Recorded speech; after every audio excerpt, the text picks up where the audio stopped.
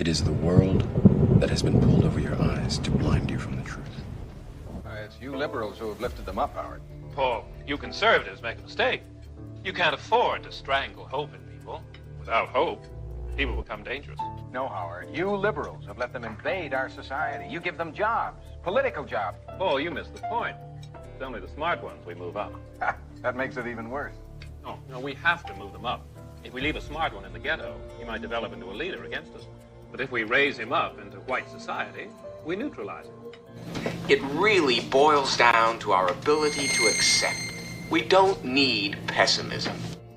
What he means by pessimism is resistance. And that's what COINTELPRO was all about, stopping the resistance.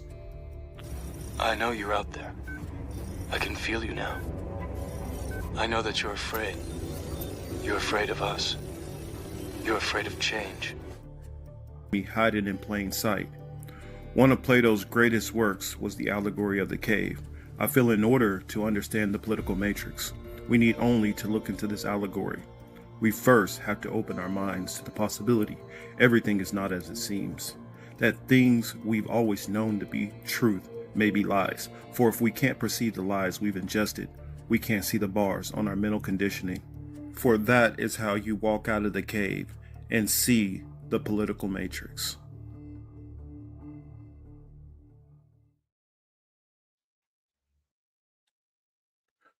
Hello. This is the Political Matrix. I'm your host, Marcus Morpheus Cage, here with the lady of the show, Miss Teal. Can you guys hear me? What okay? it do, y'all? Can you hear Sorry, me? I got a little bit of still dealing with some of my dental issues, so apologies if I'm a little hard to understand. But let me know as long as you guys can hear me, and we can go on from there. Am I clear, Marcus? So, can you hear me? Of course, we have to talk about the Trump ceasefire fail. And then right when you have the whole, this whole war kicked off, which many say is kicked off, to kind of distract from the Epstein thing. I think there can be some truth to it, but I think it's more for other reasons. Then we have Melania deciding to come out and have a whole lot of words to say. And then, of course, we got a couple of other issues I want to bring up. Teal brought to me a good topic about some of the food in this country, how fake a lot of this food is, and some of the stuff that they were saying about food actually ties back to some of the stuff that Alex Jones was talking about. What else is it? There are a couple other topics. Also want to talk about a story that I don't know if you guys have been hearing. I know that I've got attention to it just because of maybe proximity, because it's in Ontario. And is it a California story? But we kind of have almost like a little, I don't know, inspired by Luigi Mangione kind of situation going on out here. So I definitely want to talk about that. But yeah, before I get going, Sil, you there? Yeah, can you hear me, Marcus? I don't hear. Okay, can the chat let me Teal. know if Well, y'all I guess until Teal hops in, I'll say hello to some of the people out in the chat that I see here. Shout out to Warren. Warren says Iranian Lego videos are golden. That is 1000% true. I see Jackie is here. Good to see you, Jackie. Lady Alex, good to see you also. Let's see. Oh, Teal says yeah, she's you talking. just can't hear me. Yeah, can y'all tell I Marcus? cannot hear her. Can you guys hear Teal? Thank you, Accord Lord. I appreciate you. Accord Lord. Yeah. Type a 1 in the chat if you guys can hear Teal. By the way, hi JP. So you can hear us both. Lord. Hey Alex. I can't hear. Hold on a second. Let me try to see if I can fix something. Hey Bulla. Audio. Let me see. Mic visuals. Here. Let me take myself down real quick and then come back onto this and see if that's. Sorry, y'all. I'm trying to find out my topics. I sent to Marcus. Because there's a couple of things that I wanted to talk about. No, still can't hear. That pertains to life. First off, I hope everybody's having a good time. Hope y'all had a good week. If you didn't, I'm sorry. If you did, that's great. Let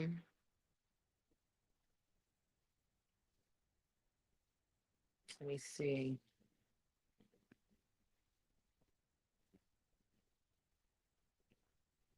Dang on it. Where did I put this damn list of shits that I wanted to speak about? Because it's more than just the food, but y'all know how I get on my food soapboxes when I want to, you know what I'm saying, pop my shit about how shitty our country is and how the food is. But it had everything to do with, one, them farmers and them ticks. I know you didn't see that. Oh, you need me to bump it up just a smidge? Honestly, I think I'm going to have to go get my headphones for y'all to hear me just a little bit clearer, but I will come closer to the mic. I hear you good. Oh, okay. Word. Yeah, I don't know. I don't know what was going on with that. That was weird. I have so many problems. Maybe it's like, all right, you didn't use me for a week, so fuck you. I'm going to give you a hard time. I don't know. I don't know. I don't like you today. It's your FBI agent. I've been telling you to pay man, him. I was having all kind of problems, but I'm back. And if you guys were wondering, I did some dental work, but in the process of doing my dental work, the tooth next to it, I tried to crown on, that one got cracked and knocked off, so it got infected, and so the whole thing is like really swollen. So I'm fighting that right now. Ew, I'm sorry that you're going through that, Marcus. That's terrible. Yeah. So I'm trying to get worse. I don't blame you. Yeah, and the good thing about it though is if anybody who is closer to the Mexico border, I still advise it because you can I mean the cost that I'm gonna save so much on. I say it's completely worth it. But yeah, I'm just trying to get through with that, and I probably got a couple of extra extractions coming. So, fun. I got a lot of dental work that I need to get handled. But enough about me. We'll get on to the show. The news doesn't stop, the world doesn't stop, so we'll keep it moving. I guess I'll start off with a kind of a lighter story before we really get going. This story kind of caught my attention because of just how crazy it is. Crazy, I mean, not crazy compared to this other stuff, but I'm like, man, y'all need to, if somebody out there working this hard, man, y'all need to lay off with a poor lady. So here, I'll put this story on real quick. Check this out, y'all. Because they found out she was working 2 full-time jobs at the same time. A 38-year-old woman named Tatiana, who lives in Orlando, lived a double work life for 2 years. She had been applying for jobs and was hired at one, and then 6 weeks later, she received an offer for another. And instead of quitting the first one, she decided to keep both. Since they're both remote jobs, she just set up a dual monitor workspace and split her time right down the middle. She earned about $218,000 a year while managing both jobs, including more than 40 Zoom meetings that happened at the same time. She would be on camera for both meetings at the same time, but she kept her microphone muted. And the way she had her cameras angled, it seemed like she was fully present and aware for each meeting. And she didn't just keep up, she was excelling. One company gave her a promotion and the other liked her work ethic so much that they invited her to leadership meetings. But everything fell apart when both companies announced that it was mandatory for everyone to return to the office at the same time. Tatiana didn't know what to do, so she put in 2 requests to each company asking HR to allow her to work remotely. But there was only one HR department managing both companies, so when they received the 2 requests, they realized something was off. When HR confronted her about working 2 jobs at once, she said, hey, look at my performance reviews. I've been rated excellent at both companies, but they didn't care.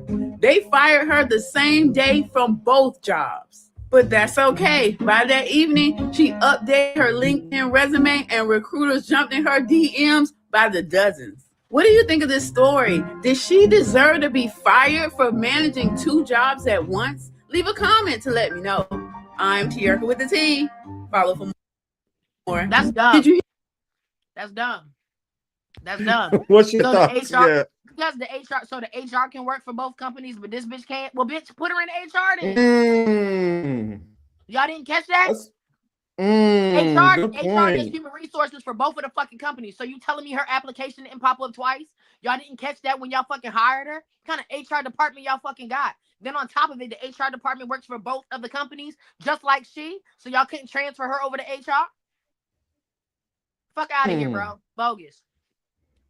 Wow. That's bogus. I didn't even catch that. Yeah, I didn't even think about that. You know, I was kind of asking some questions like, so wait a minute, is this like she's filling 2 positions within the same job? Or and then hearing it that second time, it's for the 2 separate companies. So you're right. Bullshit. You're right. They managing for both companies. Yeah. And obviously, how is she able, if she's in the Zoom meetings for both? What I'm imagining is one of those companies where maybe it was some kind of merger or something. And so you have they use third-party HR companies to mitigate their stuff when it came to like working from remote. So basically, I did the same thing.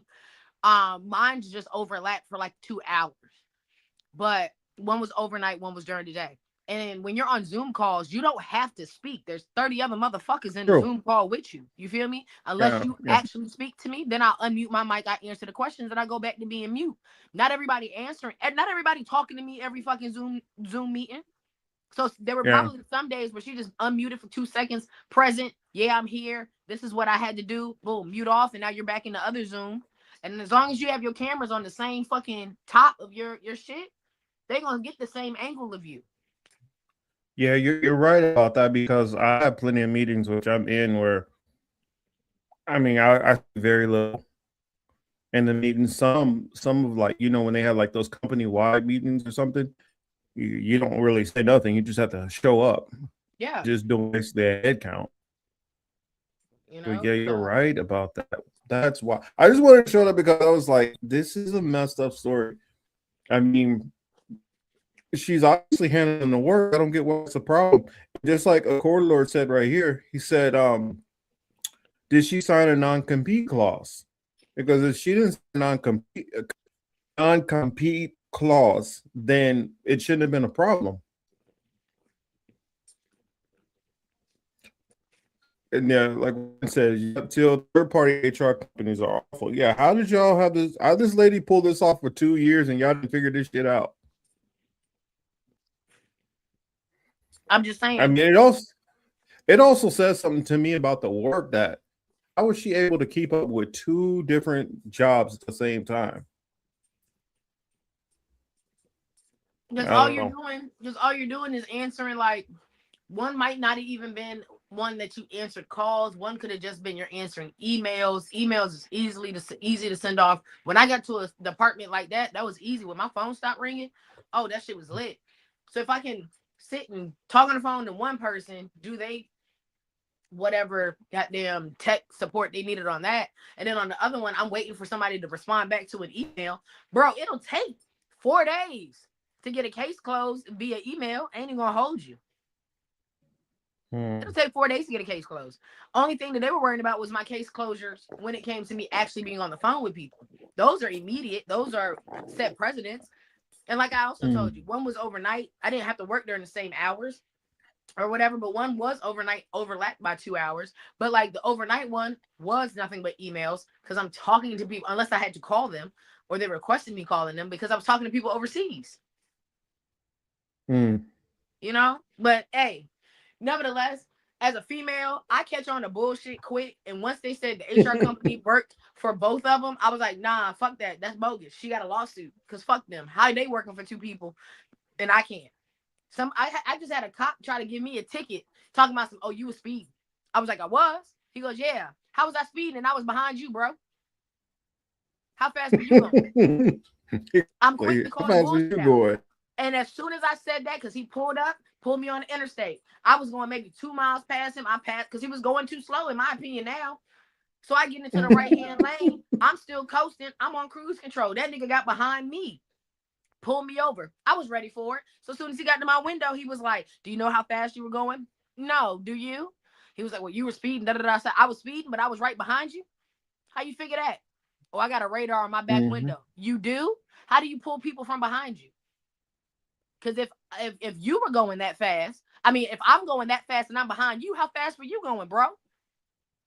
Yeah. Can I get your license? Yeah, go ahead, bro. Go run the shit. You ain't gonna find nothing, but go run the shit. That reminds me of like my aunt. She got pulled over. I think it was like maybe some years back, maybe like her 60th birthday, and she was like, if you find anything there, I'll be surprised. And he's like, why? What do you mean? She's like, you're my first time ever being pulled over, my 60th birthday. And he's like, yeah, right. He's like, if I don't find nothing that you've ever been pulled over, then you completely walk. I won't even worry about a ticket or nothing. And sure enough, he went back there and found she had never been pulled over. See, Jackie, I'm glad that you said that. The reason I got pulled, look, the cop was black. I knew his ass wasn't going to do nothing stupid to me, first off. And he don't want that smoke. But yeah, I wasn't being nasty, but I was definitely being a very matter-of-fact type of bitch that day because it's New Year's Eve, bro. I know you're just trying to pull motherfuckers because it's New Year's Eve. And he looking for drinkers. He looking for drinkers. He looking for all this other shit. And I'm not even speeding, bro. How you gonna tell me I'm doing 78 and 75?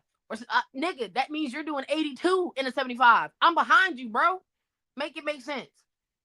Make it make sense. And I don't know what's come across or come to people to be like lying ass motherfuckers, but that HR some lying ass niggas because you can't promote somebody for having good work ethic and then get fired because you work twice as hard as anybody else in that fucking company. That's insane to me. I feel sad. See, what I would have done is I would have let the other company fire. Okay, y'all lost my game. And then we pay her a little bit more, and give her a little bit more responsibility. I would have been collecting unemployment. One of y'all fire me. Actually, you know what? She probably. I don't know if that situation kind of came up before, but couldn't she get unemployment from both? Yes. Point made. That's what I'm saying. Like, I don't know if this is an AI story. It's gotten to a point you got to ask every fucking time you open up your fucking app if it's AI.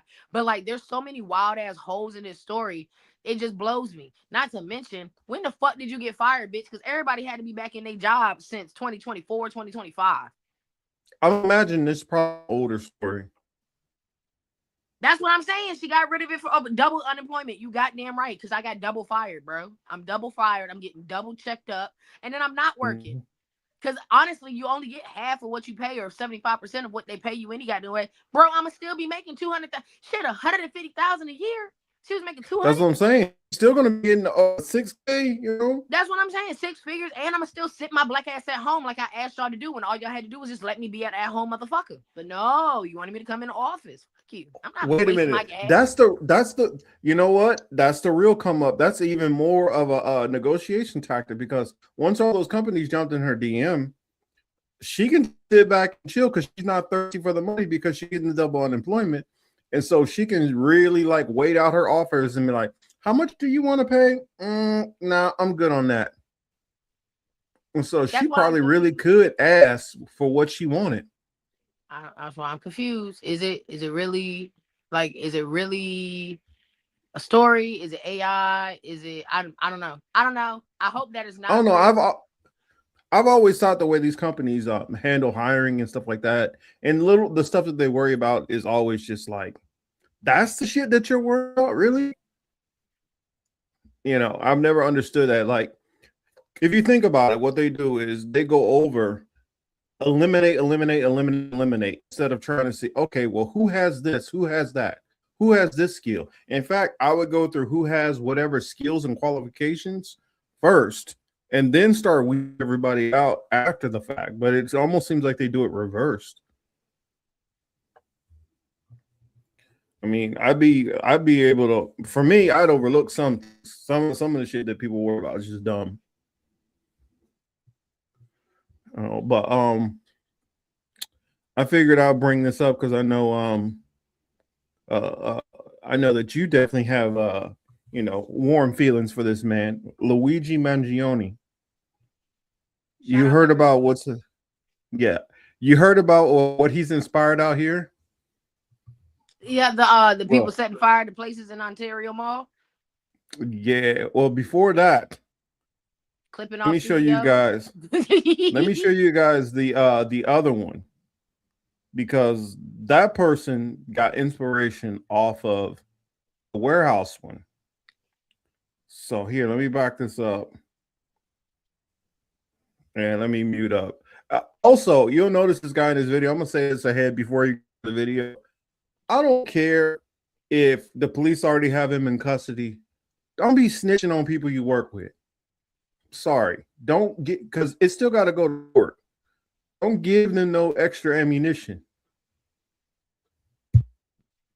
An occasion of causing that massive warehouse fire in Ontario this week, now facing additional charges. These new charges are on a federal level. Rachel Aragon is live outside the courthouse in Rancho Cucamonga, where those charges were just announced. We actually learned a lot at the press conference, Rachel. Yeah, we really did. In fact, we'll unpack that shortly. But now we're also learning the man accused of setting that massive fire at that warehouse in Ontario is expected to have his first court appearance. But we're hearing right now, you guys, that could be several more hours until he makes it to that courthouse. In the meantime, though, check out this picture right here. This is a brand new mugshot we just received this morning of the man suspected of arson. This is right here is 29-year-old Highland resident Kamal Abdul Kareem. Again, police confirming he's the employee of NFI Industries, which is a third-party distributor company of Kimberly-Clark. We'll take a look at the video right here. We've been showing it throughout the week. This is video now of that massive 6-alarm fire at the Kimberly-Clark Distribution Center, drawing in about 175 firefighters. Well, officials this morning announcing a new federal charge, this one arson related as well, and court documents also saying when police searched him, they say an officer found a lighter on him. Well, the fire, according to the criminal complaint, causing about $500 million worth of damage. Well, shortly at the fire, take a look at this video right here as well. This video had been spreading on social media of what appears to be someone starting a fire inside a warehouse. Well, just about 30 minutes ago, we heard from a police and attorneys confirming today that they believe this video to be filmed by the suspect himself. Police say he also vented to witnesses over phone and text messages about his crimes, as well as his frustration with his employer over his pay. We'll hear a federal official talking about the concerns over the suspect. They say they are tired of seeing people resort to violence to attack capitalism and other issues. And they said the suspect right here, you're about to see again, compared himself to Luigi Mangione, again, the man who allegedly killed the United Healthcare CEO worker. Take a listen. In a phone call to one witness, the defendant compared himself to Luigi Mangione, the accused murderer of United Healthcare CEO Brian Thompson. Look, America is founded on free enterprise capitalism. There is an extremely disturbing trend where people are resorting to violence to communicate political messages or economic messages. I don't know if this guy sees himself as Luigi, but he's an arsonist. He's a criminal. And Jenna Roxy, as you mentioned, we learned a lot actually from this press conference. One thing we learned that allegedly he said at least 6 fires. They're still looking into it. A number they said could grow. We also asked the officials if this man had any kind of criminal history. As of right now, they said they're not aware of any kind of criminal background, but so much to unpack here. The other thing they really focused on was the social media videos that we just saw. According to the complaint, the suspect allegedly posted the video that he shot on his Instagram story. That video, again, allegedly actually was then pulled from by a witness from social media, and that's how they got their hands on it. We also know that the suspect was found about 2 miles away from the facility of where that fire broke out, and according to court documents, it doesn't appear he put up much of a fight, and even had mentioned at one time, according to police, that he was confessing. But again, we'll break down more information about this press conference as the morning goes on. Reporting live this morning, I'm Rachel Aragon. I'll send it back to you. That aggravated arson charge is something that the U.S. Attorney Bill O'Saley said they'll be focusing on. And how much prison time does that carry? There's so many charges right now, right? But one thing really zeroed in on was the economic damages. And I know for that charge alone could be anywhere from 10 years to life in prison. And again, that's just one charge, particularly as it relates, like I said, the damage that has been caused. So we're going to get more information. But as of right now, anywhere from 10 years to life. It doesn't seem like he's that concerned in what you just said, what he revealed to investigators, but also putting that video out, which we showed, basically making it clear he's the one behind everything that transpired. So it looks like he was motivated and he really just wanted to do what he wanted to do and make a point. Yeah, and that's what the U.S. attorney found so concerning. He says we're often seeing these trends or at least patterns of people who are almost boasting, if you will, on social media or other platforms about what they allegedly did. And because that's really concerning. So, yeah, definitely a lot of questions about that. More wanting to send a message. All right, Rachel, thank you. Yeah, Till, your thoughts while I get the next one ready? That's dumb. That's dumb. That's dumb. That's dumb. That's Life dumb. sentence. Life for burning down a building. Nobody got hurt. Nobody got I guess hurt. it's saying because of the amounts. Like, no, nobody got hurt. Nobody No, was that's there. what I'm saying. Nobody was there. Nobody got hurt. But you about to get this nigga life for burning down a fucking building? Life? It didn't hit any of the other. It didn't hit any of the other businesses. Life. So it didn't hit any other.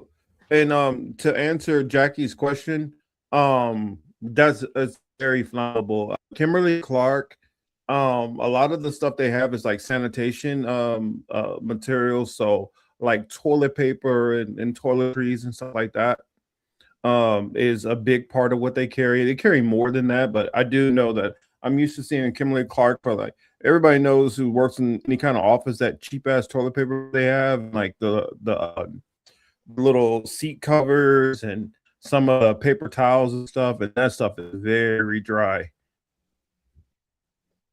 Shittier paper with shit, yes.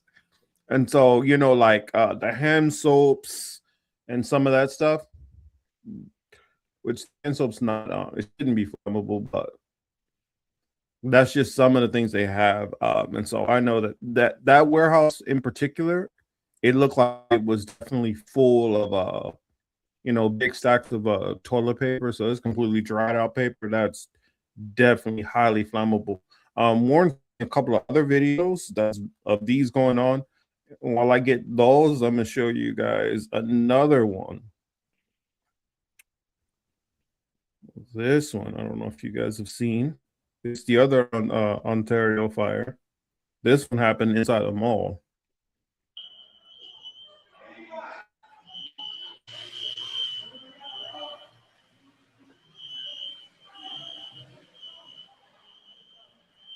The Uniqlo entrance, I literally walked by, I saw the fire. Like, I was like, oh, what? I don't think I've been to Ontario Mills for over 15 years, maybe. And now there's fires in the mall. I was over by Nordstrom, there was a fire. Now it looks like there's some kind of fire over here.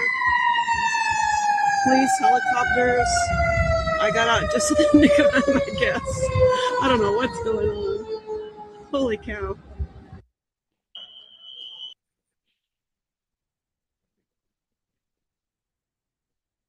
Sorry, you guys couldn't hear me, but let me. Oh, where's that? Over here.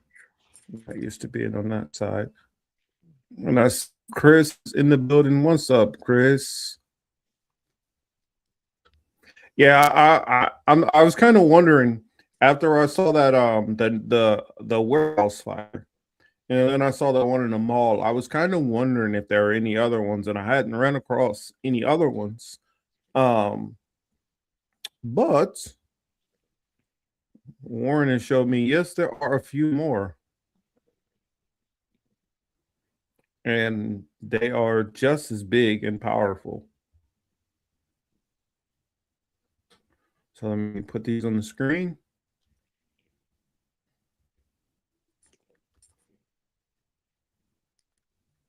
Total shitter paper went to shit. Went to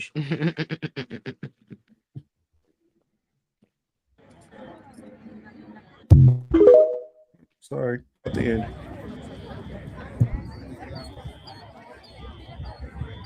Oh yeah, that was from a couple weeks ago. The ones in Queen, one in Queen and Ohio. California's late to the party. I mean, they're here. But if I'm not mistaken, that was from a couple weeks back. Everybody warehouse been going on for a couple weeks now. No, that one, I think according to Gronk said that one happened on the 8th.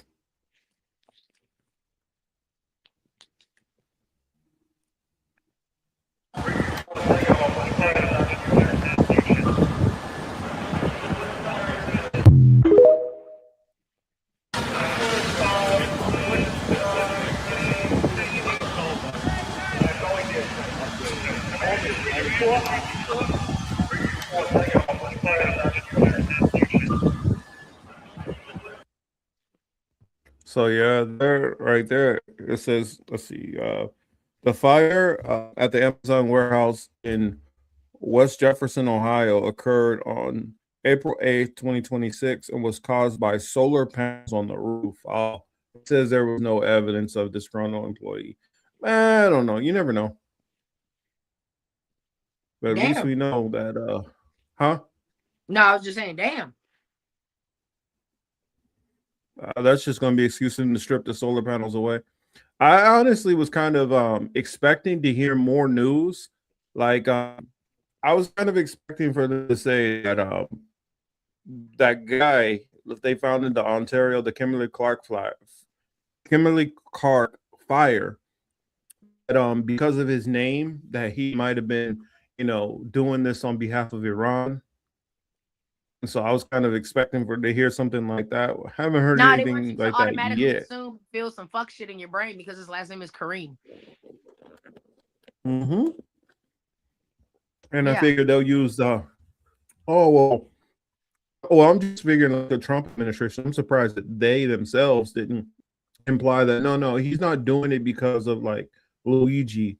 He's doing it like he's trying to pretend he's doing it for Luigi, but he's really just trying to spark chaos, from outside actors to inflame some of the divisions that are going on within America. What's up, Michael? I see Michael's in the building. I don't know. Maybe I'm just overly paranoid about things like that, but maybe not. And then, of course, let's see.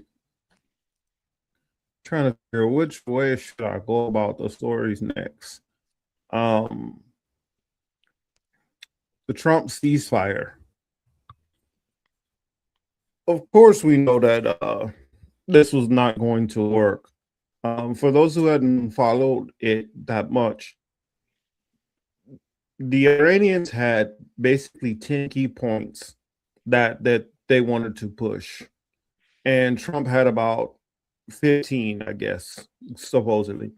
And I heard that they weren't even going to, the Iranians, they were not even going to send a delegation out to meet with Jared Kushner, with Koff, and JD Vance, because they felt like it was futile.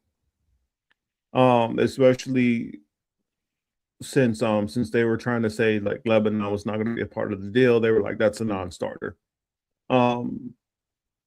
But I'm wondering right now, because Trump is, it seems like he keeps getting, I don't know what it is, desperation, frustrated. I don't know what it is, because I don't know if it's because he has different pressures that are pushing on him in different ways, whether that's, electoral losses coming up, whether that's, blackmail from Epstein files behind him, whether manipulation from, BB. I don't know what it is because there's so many different ways that this man could be compromised. It could just be the fact that he just doesn't like Arabs in general, or he doesn't like being dictated to, or feeling like he's losing. He's used to being able to force his will, and he's not used to being in a situation where he can't force what he wants to happen. It could be one or the other of those things, or it could be a multitude of those things. I don't know. Till, what do you think? I knew, man. Fuck what that nigga talking about. What the hell? Iran ain't about to be motherfucking backing down to no bitch that can't even. His hair don't even trust him. That's why he wear what he got. Like, get the fuck out of here, bro. And I knew he was popping that hard shit. You know, you what? Look, I've been 5'2", pretty, and had good hair all my life. Mm-hmm. Anytime I've had somebody tell me on some bully shit, tomorrow, 3 p.m. at recess, I'm in to beat your ass. All right, bet. Let's do it. Want to know what didn't happen at 3 p.m. at recess? Motherfuckers didn't show up. Now all of a sudden, bitch ass motherfucker got ISS. Now you got to go to the slow class. You got to sit in the back with your little tutor because you can't read any motherfucking way. So I guess you couldn't read the clock because bitch is up. So I'm Iran at this point in time because I want you to keep popping that shit, Trump. You said 8 p.m. I'm waiting at your doorstep at 7:59. What's up? Mm-hmm. And that's how I am too. And what happened? Oh, I mean, you know, we gonna pause and I'm gonna give him 2 weeks. No, bitch, you said tonight. Let's go. Chop, chop, nigga. Mm-hmm. You said you had that shit. You got smoke. Let's go. So no, soon as I seen he got on his little fuck, not to mention his bitch ass can't even use real Twitter. He out here on his fake ass Twitter shit. Where the motherfucking Trump Jordans at, bitch? You supposed to been dropping them shoes 2 years ago. Where my shoes at, bitch? Run that shit back, because I want my motherfucking Trump J's. If that's the fucking case, you always running shit back. Yeah, man. Oh, taco ass, bum ass, bitch. You talking about we about to end them at 8 p.m. All right, Brett, I want to see it. As an American citizen, I want to see it. Because the only thing I seen you do is blow up a school for girls. I see you always got smoke when it comes for little girls, little women that can't fucking defend themselves. You got smoke for them. You always got smoke for them. But you ain't never got smoke for some real niggas. And I done noticed a lot of bitch ass men have been walking this earth. Recently, I've seen more than my share that I'd like to see. And I guess because we got a bitch ass grown bitch made nigga in the fucking office, maybe that's why all these men seem to have a little more umph in their bitch assness. But I'm over it. I'm really over it. I was waiting to see him do some shit that he was gonna say, and I don't know why. Because shit, all the shit that he said he wasn't gonna do, he still ain't done that. All the shit he said he was gonna do, he still ain't done that. But the things that I have seen that this motherfucker has said that he has done always comes back and gets us in the ass. He ain't done shit when it comes to somebody outside of America. But when it comes to us, oh, we're getting fucked more than anybody right now, and nobody can see it. So when you hear us tell y'all, oh, it's a distraction. Oh, it's a distraction. Y'all motherfuckers think we supposed to pull another conspiracy theory out our ass. No, bitch. It's a distraction of the fact that your fucking gas is $5 a goddamn gallon. It's a fucking distraction that the fucking milk is $5 a half gallon right now. It's a fucking distraction that they about to cut WIC, which literally only covers cheese, eggs, milk, and bread. Things that keep you sustainable. Eggs were outrageously overpriced for the last 2 years. Cheese is part of the dairy department, so that's going to go up too. And now all of a sudden, niggas can't get on WIC or food stamps. Y'all wondering why motherfuckers was buying sweets and treats and all that other bullshit? Because the healthy food is so motherfucking expensive. I went to the store yesterday. I had 6 niggas in my house because I hosted my friends from South Carolina. By the grace of God, because I'm a chef and I know exactly what can get this house stretched and fed. What did I do? I found some cube steak. I made country fried steak, grits, eggs, and gravy. Right there, that can feed 7 people. For $40, I fed 7 people in my motherfucking house. $40. I fed 7. But there are motherfuckers that will go to the store and walk out with 2 grocery bags and it's costing them $150. Why? It's still illegal to collect rainwater in my state. Why? I never understand that shit. I never understood it. But I'm supposed to be ready to jump up in the air when this motherfucker said he about to obliterate an entire country at 8 p.m. when he's literally obliterating us from the foundation of our fucking forefathers. We are getting taxed for breathing. We are getting taxed for taking our car to the store to go get groceries. We are getting taxed to just use the money. Do y'all know y'all motherfuckers get paid? Y'all have to pay more if you use your card in certain places. Oh yeah. In fact, every gas station out here in California, if you pay with your debit card, you get charged more than using cash. Okay, Prime. Why? The gas is already taxed when it comes over here, because we're not paying the barrel prices that they're paying in the first fucking place. So the gas is already getting taxed when it gets over here. Then whatever state taxes that you pay, don't go in the store and get a fucking Snickers bar and prepay. Did y'all know that? Oh, y'all ain't been paying attention to that? Yes, you pay taxes when you prepay in the store and you buy something else. That's state tax, federal tax, food tax, gas tax, weed tax if you like to have extracurricular activities. You paying taxes on your fucking prescription when you go to the fucking store to pick up meds to keep you alive. Everything is getting taxed. But y'all ain't got your fucking panties in a bunch over that. Y'all ready to see this nigga take Iran because it's Iran's fault? We're getting taxed 18 times for one thing? Get the fuck out of my face. Get the fuck out of my face. This is something that I saw, and it's kind of weird because I honestly think the only reason why they worry about the Epstein stuff is truly embarrassment more than anything. I don't think that they worry about us doing anything. There's a video that I wanted to play because Trump is very vain, and so he's always worried about his image so much. And that's the only reason why I think he actually worries about the Epstein thing. I don't think he worries as far as actually getting in trouble. And this lady I saw in here, she surmised a bunch of stuff, and the way I've been saying it for a while, and I'm like, if I'm wrong on this thing, you know what? I might even do a poll after the fact to see how many people agree, because I don't know. Y'all could disagree with what he's saying and what I've been saying, but here, I'm gonna play this. Today that's probably pissing people off, but one comment I don't ever want to fucking see again is they're trying to distract us from the Epstein files. Where are the Epstein files? Don't get distracted. Release the Epstein files because y'all actually think they're trying to fucking distract you from shit. Like, are y'all fucking daft? And I'm not saying this shit to discredit the atrocity, the disgustingly perverse contents of the Epstein files, as if that's not a huge fucking scandal that deserves massive attention. And my heart doesn't go out to the fucking victim. But at the end of the day, World War III looming is not a distraction from the fucking Epstein files. ICE turning into the Gestapos and building concentration camps on American soil, not to distract you from the fucking Epstein files. The goddamn genocide in Palestine is not a fucking distraction. The Epstein files happened, and this is happening, and none of them are related because they don't have to distract citizens of the United States of America because y'all ain't finna do shit. They don't have to distract you when they have successfully fucking divided you. They can do whatever they want, whenever they want, to whoever they want, however they want, and y'all ain't finna do shit but fucking argue about it on the goddamn internet. And overthrowing fascism is gonna happen on social fucking media every single time there is an American atrocity. They intentionally bankrupted our economy so they could buy it on clearance. They bankrupted our fucking farms and outsourced soybean farming in Argentina to a $20 billion bailout while our soybean farmers collapse. Australia is now selling beef to all of Asia.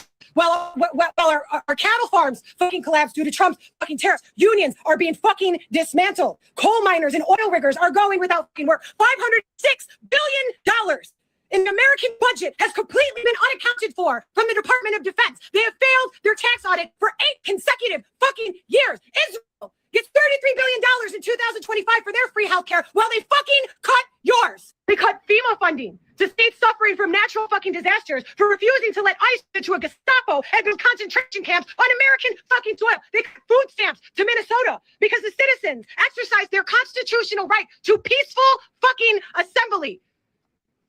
They're shooting citizens in the fucking face on broad daylight with hundreds of cameras recording unarmed fucking citizens. And you guys are arguing about the shit in the fucking comments. They kidnapped the president of a sovereign fucking country, stole all of his oil, and didn't put a single dollar, not one fucking dollar that they gained in profit in the Federal Reserve. No, it went to Trump's offshore bank account. He admitted that shit.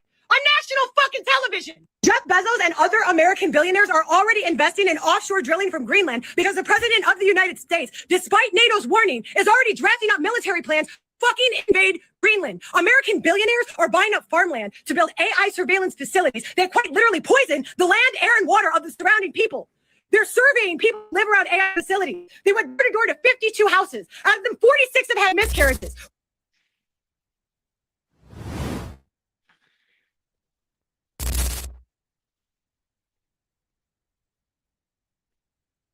Sorry, your thoughts, Till. What do you think? I sound like her, don't I? Because I'm still trying to figure out why the fuck y'all fucking paying taxes. Why the fuck April 15th y'all gotta have y'all taxes? Fuck them taxes. Them niggas ain't been paying shit. Y'all been paying y'all taxes to do what with? What's it for? It can't be for SNAPs. It can't be for WIC. It can't be for Medicaid. It can't be for Medicare. It can't be for universal health care because we ain't getting none of that shit no goddamn way. So where these fucking taxes going to? I know it ain't them potholes in the middle of your motherfucking interstate because them bitches ain't getting fixed. I know it's not to make sure that the fucking prisoners are actually eating decent food because that's not working. I know it's not to the military because, baby, them motherfuckers still buying Hellcats and still can't fucking feed them fucking fake. They still going to the DFAC. So where's our tax money going to? I really want to know. Where's it going? Them niggas been in debt, done failed so many audits, but y'all worried about y'all shit getting audited. You want them same motherfuckers that can't even count their own motherfucking dollars to come and count yours. And that's who y'all afraid of. So that's why y'all paying y'all taxes. Fuck out of my face. All of this shit is fucking crazy, in my opinion. I am so ready to unplug so bad, y'all. Y'all just don't even know how bad I'm ready to unplug. Humans have started to make me so pissed off just in their fucking stupidity. And I don't want to be a part of it no more. When I tell you I wish and I hope maybe I am an alien, because I don't want to be connected to these motherfucking Homo sapiens no motherfucking more. Okay? No more. Y'all motherfuckers will pick and choose what the fuck y'all want to be outraged about. But the main cause is them niggas up top. The main issue is them niggas over there. Y'all are can't. Kanye literally said, fuck them apple juices. I can't even say it. Prime example, I can't even say it right now without our whole show getting taken the fucking down. But let it be shown that it is them in charge. They literally got this man banned from being able to do a show somewhere else because of their fucking feelings over some fucking words. Mm-hmm. Y'all about to give a man life for burning down a building that had nobody in it. Yeah. That's what y'all telling me. Come on, y'all. But y'all don't see the people. You got that's people. the issue. I was just gonna throw in there. You got people who really have like killed people, taking their life, completely guilty. Get 5-6 years out after 5-6 years, and this man is looking at a life sentence for burning down a building. What? Shows you fucking... Y'all. Property is more valuable than people. Always. Always. All fucking ways. It makes no sense to me, y'all. It really doesn't. Like, we sit up here, we tell y'all the fuckery that's going on in the world. We out here like Scooby-Doo. We pulling the fucking masks off the motherfuckers. We telling y'all exactly who the fuck is in charge of all of this shit. Everybody, it's not a fucking question that Trump is in the fucking goddamn pocket. There's no fucking question. How does a make-believe country have more power than the ones that are literally been here since day fucking one? Why is it that not one time has anybody sent assistance to Congo? Okay, crickets. I love that. Thank you for making the point. Why is it that, you know what I'm saying, nobody has ever sent assistance to India with their own shit? Crickets again? Okay, cool. All right, just making sure. But we over here sending goddamn aid and all this stuff. We 10 toes down for the country that wasn't even on the map 100 years ago. Mm-hmm. Correct? What's the 2 for? Can y'all not hear me? Am I snapping out? Oh, no. I put a little poll up there. It says, "Is she wrong? Was the war started for distraction?" 1 yes, 2 for no, 3 for maybe. No, the war was not. No. This shit is way deeper than that. Because, like, at the end of the day, y'all only worried about the Epstein files. No, bitch, I want to know where the motherfucking money at. Where is my money going? And speaking of the Epstein files, I just watched the 20v1 Ro Khanna going on there about the Epstein files. And one of the things that jumped out to me, one of the young girls, she was born in like 2007, right? And she said, well, I'm just trying to figure out, like, where were you like my whole life? Now, granted, Ro Khanna had already said he went into office in 2016. And she brought up about how, oh, well, this is going on since the 90s. Ro Khanna wasn't in office in the 90s. Also, she was like, I don't get why all of a sudden it's such a big deal that people care about the Epstein files. And it's like, you want to know why? And I was thinking, like, not that I would like back a Ro Khanna presidency or anything like that, but just on tax and debate alone on just this one topic, dude, you got to be better than this. And what I mean by this, let's say, who's the one who made the whole Epstein files even a big thing? Nobody as a whole across most of the political alignment wasn't uniform caring or talking about the Epstein files until who talked about the Epstein files? Who ran on the Epstein files? Trump ran on Epstein files. Trump made it a focal point of his presidency. For people on the right, most of the people on the left didn't know jack about the Epstein files or cared about the Epstein files, really. The Epstein files has been something that has been mostly on, I would say, from independent to right-leaning people. Those are the people who've talked about Epstein files. Or people who are overly highly engaged. The average voter wasn't talking about no Epstein files. And so I get why most people weren't focused on the Epstein files until now. And they put it like, oh, you're only doing it because Trump's in office. No, nobody was talking about releasing no Epstein files, like, seriously. I mean, Ro Khanna put it out in like 2019 or something like that he was like, oh, maybe we should release these. And it wasn't even a focus on it having nothing to do with Donald Trump. But on that 20v1, I don't know if you guys have seen it or not. What I'm starting to come to the conclusion of is that most of these people on the right only care about the Epstein files because they believe that it favors their political adversaries, the Democrats, in a negative light, and that's why they care about it. I vehemently believe if it was completely chalked with nothing but people on the right, I don't even think they'd be talking about it. I don't know. What do you think, too? One of my topics today was how maggots, because that's my nice way of calling MAGA people, that word. Mm-hmm. But when I found out that maggots were super sensitive over liberals, yeah, this is one of those things. Because I don't understand how y'all, Lord and Savior Trump, can tell y'all, drop the files. Y'all not gonna find nothing in the files. Blah, blah, blah, blah, blah. But when we started finding some shit in the goddamn files, now your bitch ass wanna shut the fuck up. Now you quiet as hell. I ain't heard him say drop them shits since that shit happened. And I find it wild that the maggots were all like, yeah, drop the files, because then we'll know exactly who the people. Blah, blah, blah, blah, blah, blah, blah. Bitch, it's your own man's. The call is coming from inside of the house, guys. The call is coming from inside the home. And y'all are just sitting there watching it burn to a crisp. And y'all are okay. Y'all sound like the motherfuckers that wanted to go down with the Titanic. It makes no sense. So no, I don't feel like this is a distraction from the Epstein files. I don't even know if I want to even see these things anymore, because I've noticed that our country is so bitch made. They'll drop them tomorrow in a leather-bound book with gold leaf on the side, make it look like the second Bible, and they wouldn't even crack it open to read it. Just like they don't read their Bibles. That's what I have in reference to conservatives. Y'all some Bible thumping motherfuckers, but ain't never fucking took a finger to fucking flip a page in that motherfucker.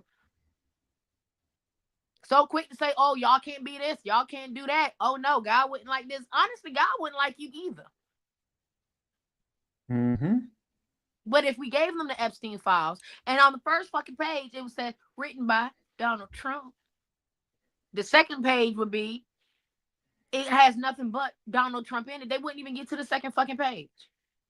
They don't really want to see it. Nobody really wants to see the Epstein files because we are so far removed from it. I don't even give a fuck about them no more, to be honest. All of y'all niggas touch on kids in my book. That's probably the worst thing anybody can say. I remember back in the day, the worst thing you could say was, yeah, that dude be hitting his bitch, knocking it between the washer and the dryer. No. Nowadays, when I link up back with people, that I'm so off and I'm so rude, and I don't know if it's just because I'm so detached and just I don't give a damn no more. But when I reconnect with people that I went to high school with, especially men, you know, and they be trying to holler at me, oh damn, T, you look good, you still look like blah blah blah blah blah blah. Bro, at the end of the day, I look at them straight in the face like, you touch on kids, bro. That's one of the questions now. I go on dates with dudes, you touch on kids, bro. You touch on kids? That's your thing? That's your stilo? Like, you touch on kids?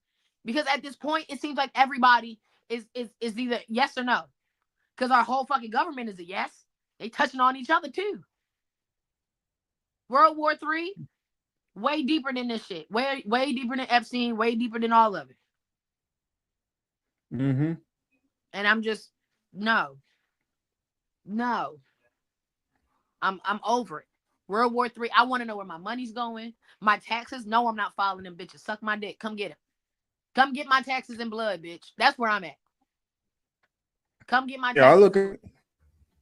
I look at the, you know, the Epstein files. Even if everything came out 100%,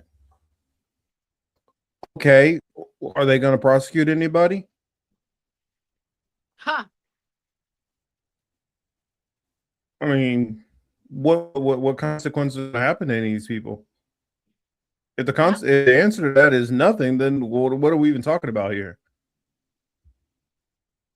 I look at it like this. Ro kind of asked that girl. He said, "So, do you think?" Said, "So, if you feel, it was Bill Clinton. You feel that Bill Clinton is implicated, you know, and you feel like him and Hillary should have to come in and answer questions." He said, "Do you feel Trump should have to come in and answer any questions?" She's like, "No, because I feel the Clintons are far more guilt on their side than Trump." And I'm sitting there thinking, I'm like, okay, it's the Trump administration who's releasing this. You don't think that they're going to release the stuff that looks the most unfavorable to their opponents and hold back anything having to do with them? Also, they released 3 million files and there are 3 million files unreleased. How do you know what's in those other files that doesn't look horrible against them, donors, and other people? And it's like, it's mind-boggling to me how biased a lot of these people's thought process is. They don't really care. And what it told me is, you people don't really care about trying to worry about the kids. You don't care about trying to catch the people who are trafficking. You don't care about none of that.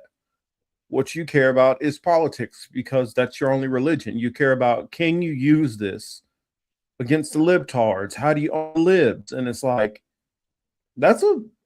to me, that's crazy that's your mindset, that none of these things are issues. Everything is just, how do I go against these other people that I don't like? And your whole politics begins and ends with, how do I just be against these people over here I don't like?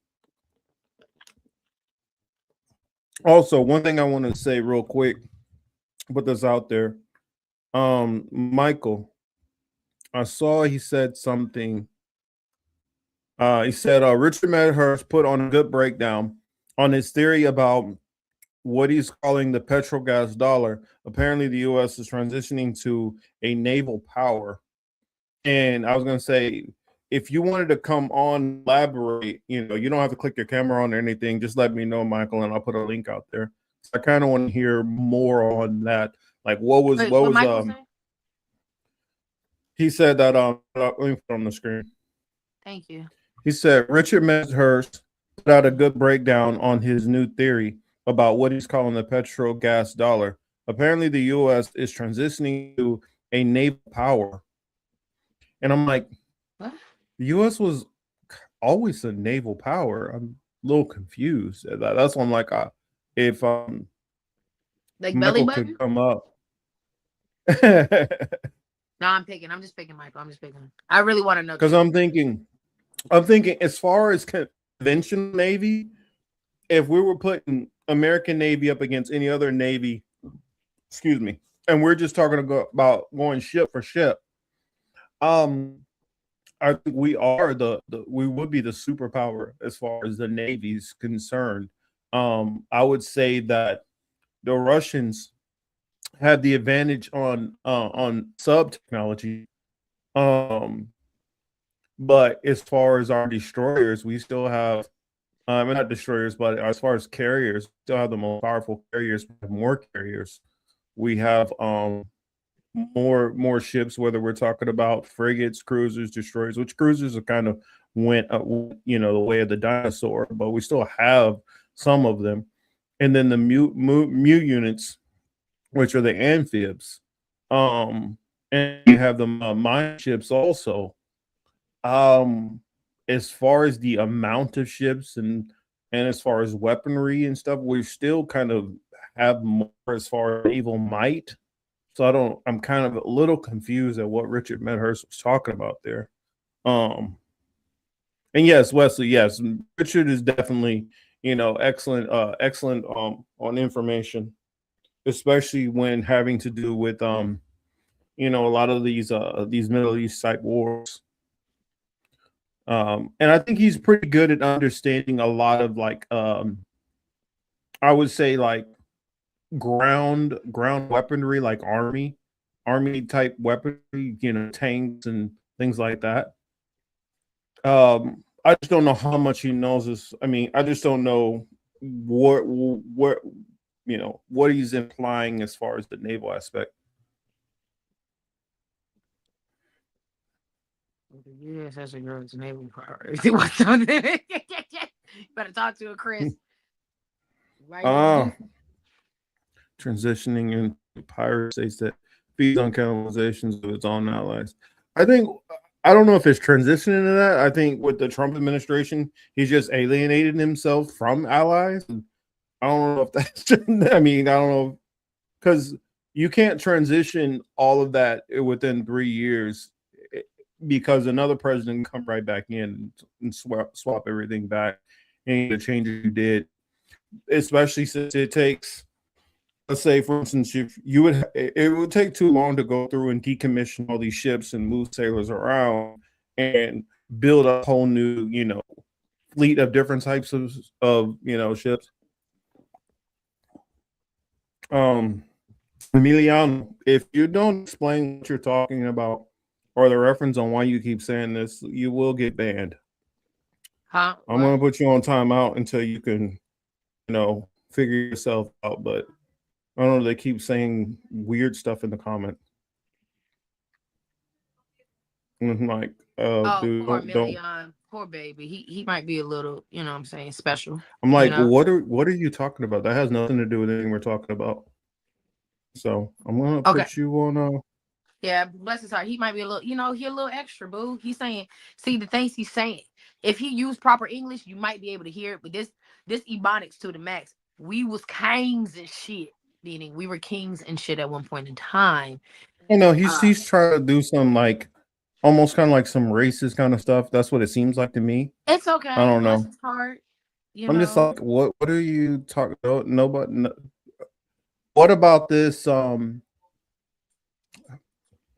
Maybe you don't read the no news. point. No, hey, never mind. No point of it. Yeah, exactly, Bulla. Kings and shit. You gotta say it in your Dave Chappelle voice too. I hope Bulla, like from Marvel, something like that. Yeah, I don't. Probably does sound like Uncle Ruckus in the background. But to get back on my soapbox of Conservatives are more fairies than liberals. All right. I missed the Erica Kirk show and I was mad. I missed the Erica Kirk show. I could not get my service straight while I was Oh, driving back. with the whole Drewski stuff. Oh my God, yes. How many of them sensitive ass fucking conservatives? Bro, did you see how many of them ended up getting a period? How much they had their panties in a bunch? Oh my God. The one who got the most in their feelings was Jake Paul. Okay, so much so that he had to go do blackface. Bro, you gotta, and not to mention, I wasn't even moved by it. It sucked. He needs to find the same makeup artist that Drewski has, and then maybe I would have maybe gave a fuck a little bit more and would have gave him the view that he wanted. But like, I'm not even, you gotta understand, we're not even triggered anymore. Like, this shit it's not even amusing. Y'all been doing blackface for how long? Really, like, grow up, find something new, get a better avenue. But if you know anything about these weird ass Paul boys, like, you would know there's something mentally wrong with them. Like, there's something wrong with them. If you know about Jake Paul's brother, why that nigga can't go back to Japan? When WWE did their world tour and they went to Japan, he couldn't go. Why couldn't he go, y'all? Do y'all know why Jake Paul's little brother couldn't go back to Japan? Please elaborate. Okay, let me elaborate. If you know anything about Japan's culture, they have a slip and slide, not the toy. I'm talking about wrists and stuff. Okay, they have a slip and slide park where if you want to go slip and slide to heaven real quick, you go there and that's what you do. Okay, everybody knows that specific park is for the slip and slides. Okay, you do not, it says at the front, you do not take pictures in this park because of that reason. This is a place where people were already going through hell trying to find an escape, finally found it. Okay? Jake Paul's little brother said, you know what? Fuck them rules. Fuck they culture. Fuck them. And went in there and recorded a video. And you can still find it. It's definitely on the deep dark web. Like, I watched the video. Why would you want to record that? If y'all want a link, come find me on Instagram and I'll give you the link. You got to stay to the end of the show. No, I'm saying just in general, why would he decide, you know what, somebody has this intimate moment, they're at because they're rock fucking bottom. dickheads. Yes, because he's a fucking dickhead. Because he's a Paul boy. And I want to record your suffering. Yes. And then posted it. And Japanese law enforcement caught wind of it. And they was like, your ass is done. You can't come back. And you can't come back. He's lucky he didn't get that Johnny Somali treatment. Well, I'm hoping that he steps one toe over there in Hiroshima and they Hiroshima his ass right over there, right into the sea. I hope they do. But no, not a water park, Chris H. Not a water park, boo. No. So yeah. His little brother went to that sacred park that states do not do no photographs, no nothing. You're not even really supposed to be in there. And yeah, it was just one of those. I was going to explain to Chris H. It's you know that song "Knock Knock Knocking on Heaven's Door." It's one of those kind of parks. Yeah, Chris H. They slip in and slide to see Jesus real quick. The quickest way you could go. But yeah, his little brother did that years ago. Matter of fact, I might be able to find the name. Let me see if I can find it, because that's what it was. Let me see. Let's say shout out to Dingo is here. Hey Dingo, hey Dominique. It was Logan. So Logan. Was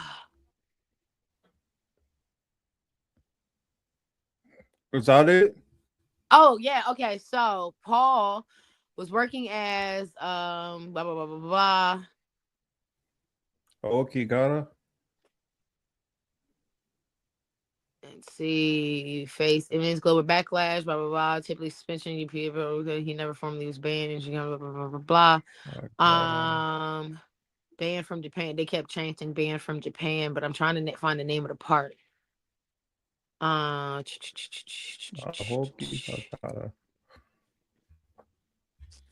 she was right here. You too. Huh? See it on the screen. Thank you. God damn it, Chamonix. Oh, I love you. You are such a brilliant, beautiful human. Okay. Definitely can come to my concentration camp anytime. But yes, that is the name of the park. Thank you. Just go Google that name. You'll realize the breasts. Thank you. Thank you, Chris H. Thank you. And that is the fucking point that I'm trying to make. If they have an entire park, an entire section of forest land that they have dedicated to the humans that just can't take the fuckery no more, let them have that shit in peace, bro. Mm-hmm. Let them have that in peace. Period. Because you'll be mad as hell, Logan, if your mama went to Slip and Slide Park and somebody went and pissed on her grave. Wouldn't that make you mad? Yeah. All right then. Same fucking thing. Leave them be. Won't nobody bothering you. You don't know none of them niggas. They don't know you. You ain't take the time to even care about them, because maybe if you did, they might not have went to Slip and Slide Park. But no, you don't know none of them, and you out here exploiting it. Get the fuck out of here. I don't like the Paul boys. All of them are dickheads. They got 2 brain cells and neither one of them work. Ugh. Hate them. Anyway, back to Jake doing his weak ass goddamn blackface. Like, and it didn't hit. Well, he didn't actually do it. He just did like what AI image of what it would look like. It don't hit though. What's it gonna do for us? I'm like, if anything, all you're gonna do is you're gonna make more people not like you. And like, as a YouTuber, your goal is more clicks. And are you trying to really? I don't know. It just seems like you're trying to mess up his money. My thing is this: go get back in that boxing ring, and if you want to stick it to the man so bad, beat up a black dude. Finally get your ass. Finally get that win that you really need to get, Jake. Well, he tried to beat up a black dude already and see how that worked out for him. Broke that motherfucker's jaw in 3 spots. That's why I'm trying to get y'all. I ain't trying to say all of y'all. Hey, Rondo. He can fight retired fighters and fight setup fights, but if he fights a real actual boxer. Baby, I have Mike Tyson tattooed on my butt cheek. You're not telling me Mike gave him Mike Tyson fury. That was not it. Mike, that is reformed Mike. That is Mike got a check not to beat the brakes off this white boy Mike. Because, baby, please. If they would have let Mike really let off on his ass. You watched his hits. When he connected and hit that white boy, he won't even hitting him like he wanted to. I watched the stutter steps in his swings. Why? Because I'm a Mike Tyson fan. I saw times where it was kind of like he bobbed up under, slipped, and then he was like, nope, not going to throw that. Thank you. Yes, because he would have ended that. Oh, he would have ended Jake's entire fucking life, baby. Let him connect one of those to that rib. Jake would still be coughing up blood today from that fight. No. There were a couple. I saw multiple times where you know how like when you playing around with like a younger brother or sister, you slap boxing, you're like, got you there, got you there, that's what I saw without him saying could have got you. No, I've seen him thinking about tagging the shit out of his sibling and knowing that they was gonna call mom. That's what I saw. And yes, Rondo, same there. I can see him fighting through his check. He's like, damn, I already figured out what I'm gonna spend this check on. I seen it. The Mike Tyson I have tattooed on my ass would have knocked Jake's fucking head into the second row. Not even the first the second. That Tyson there, he ain't caring about bills. He ain't caring about debts. Nope. That Tyson don't care about nothing. Nope. But I'm going to destroy whoever steps in front of me. Yep. So no. I don't know what's wrong with the conservatives, but they are some of the most overly sensitive, crying ass motherfuckers I've ever seen in my life. That Erica Kirk shit really got me.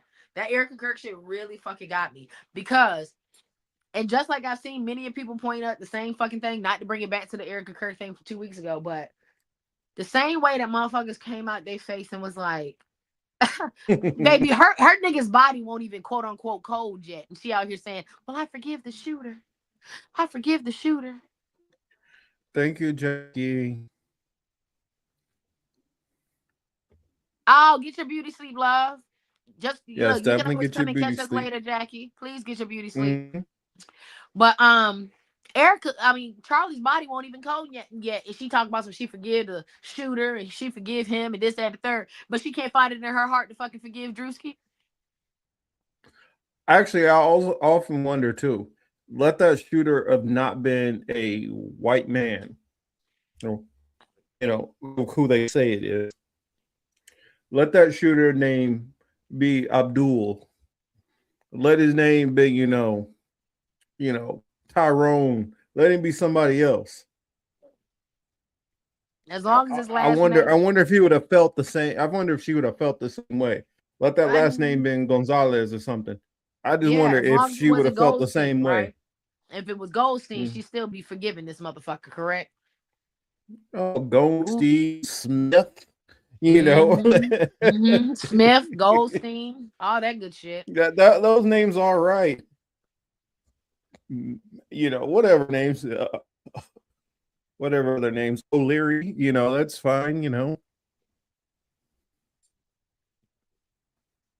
But it better not be nobody named Marcus spelled any other way than the Orthodox way with a C or a K.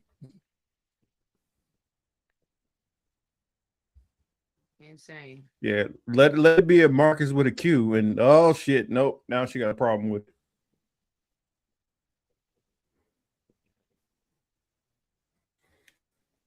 So another thing somebody brought up about the blockade, kind of jumping back onto the whole thing, but with the ceasefire, Trump is not talking about putting out a military blockade.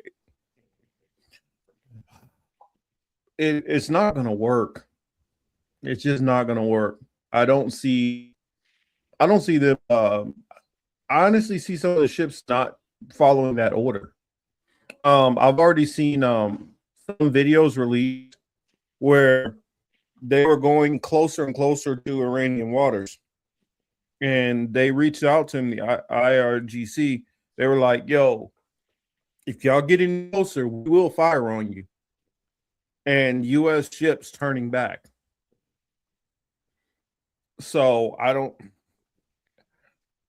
If we do move ships closer, they're going to start firing on ships. And I wonder how much lying and covering is Trump going to be able to do. You can cover up one ship getting hit, but if you have a video where a ship is getting hit and you know that there are casualties on that ship, response for you to do something is going to come out. People are going to be like, "Yo, we need to do something," and we just lead to more escalation. I think we're going to lead to more escalation anyway. Somebody was doing an estimation and said the last ships that came out of there, or we're looking at those last ships getting to the West, the United States and stuff, by around the 15th to the 20th. That could be when the ships. Now, keep in mind, the straits have been closed for ships, coming from that area over to the West for, almost a month now. The last ship that came out of there is just now getting over here.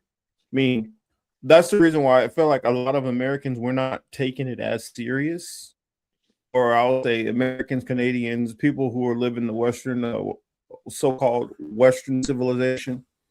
They're not taking it as serious because how slow it takes before we feel the effects of it.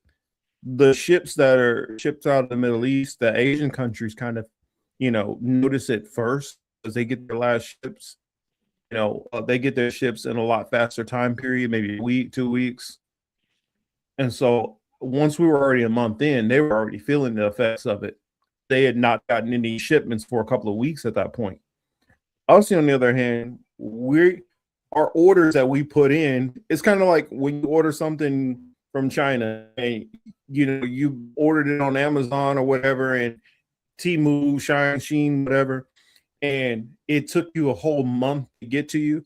That's kind of the same thing with these orders that are coming out of the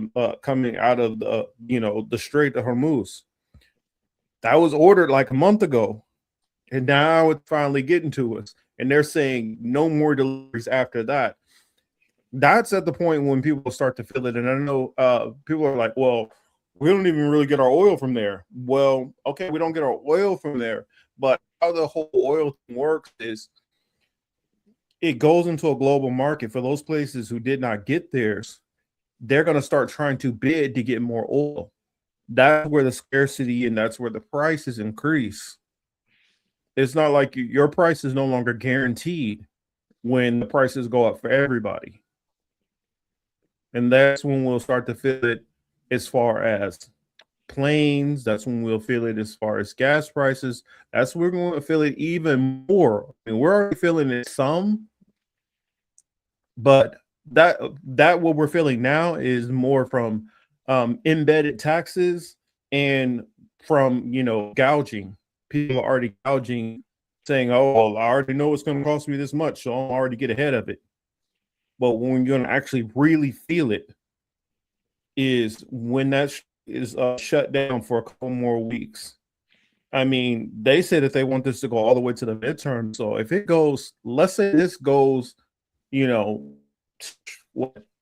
of May, June, people are going to understand what that really feels like. And that's the reason why I feel like Trump has most of the pressure on him. Now, I don't know if they'll be able to go all the way as far as to the midterms and stuff, because at that point, I feel like even China and Russia might start putting pressure on them, like, yo, come on, all right, you made your point. Because at that point, we might start seeing a whole slide in the economy as a whole globally. It might be seeing more like a 2008 or worse situation start to arise. I'm sorry, I know I said a lot, so I'll hand it over to you.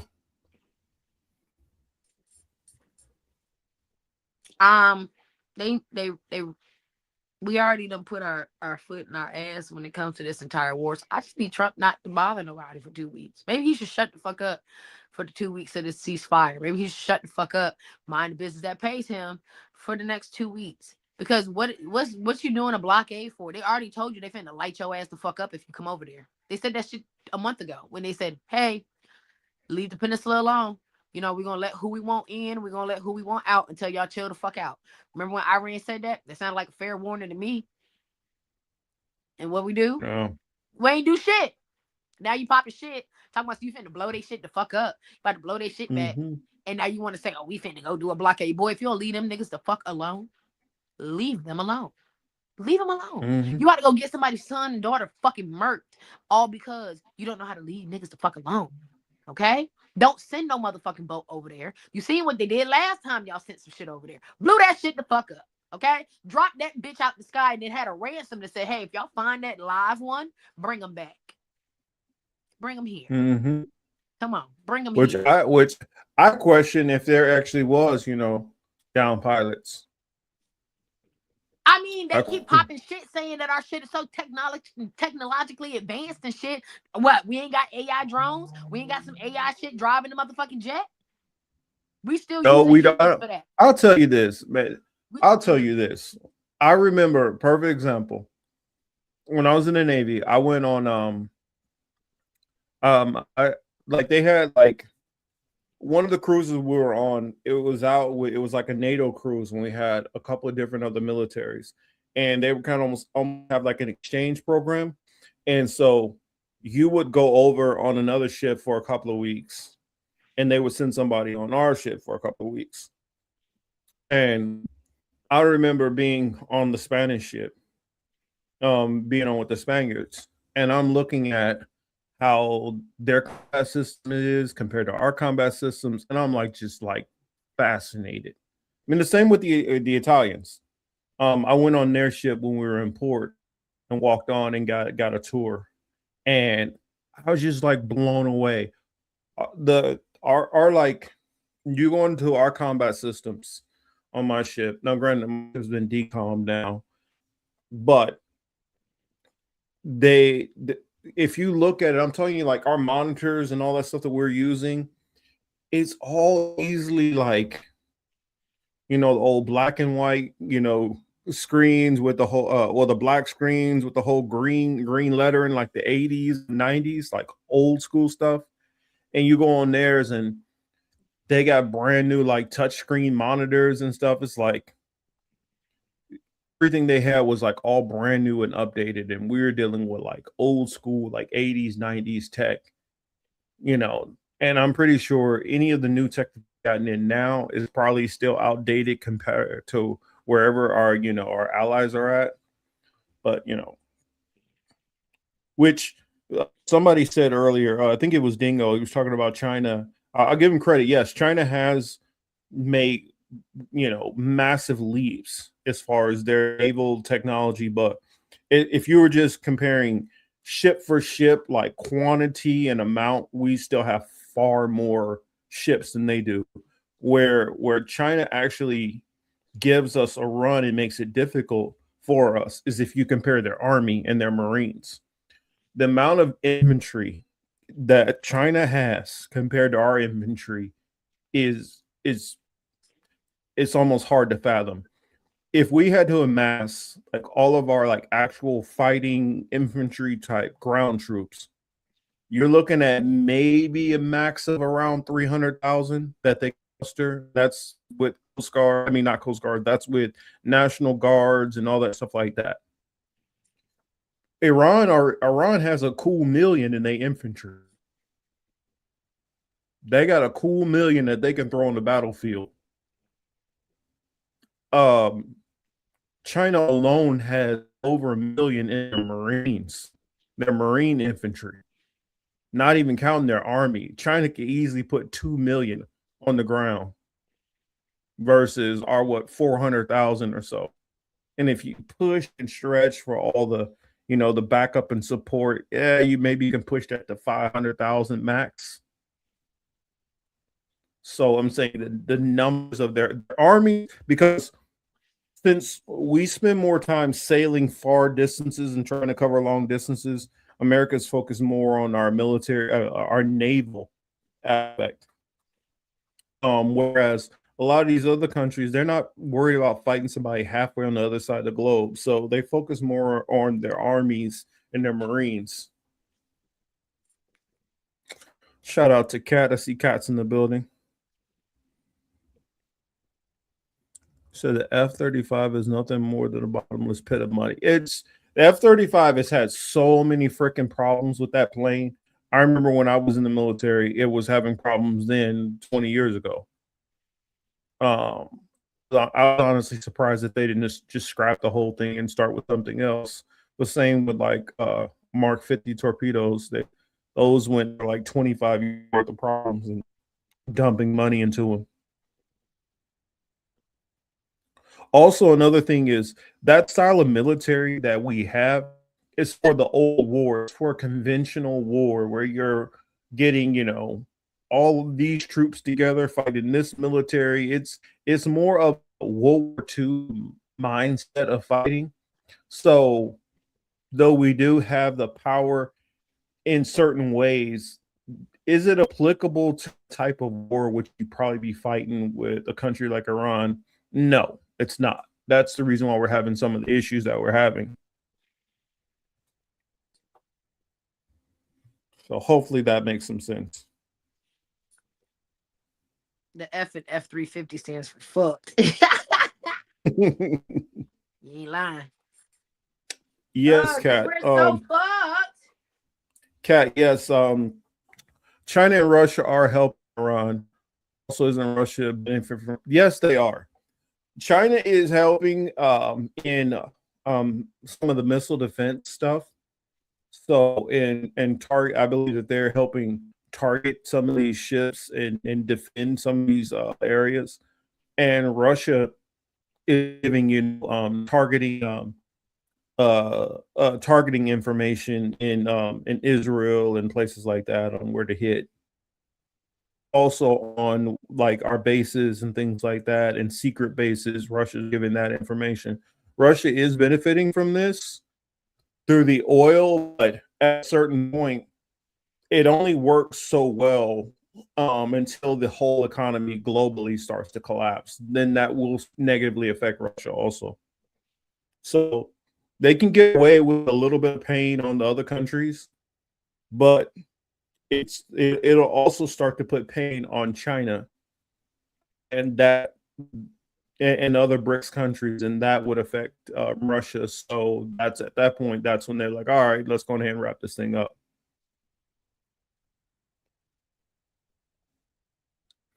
Yes, I saw it. Did you see this also? What's that?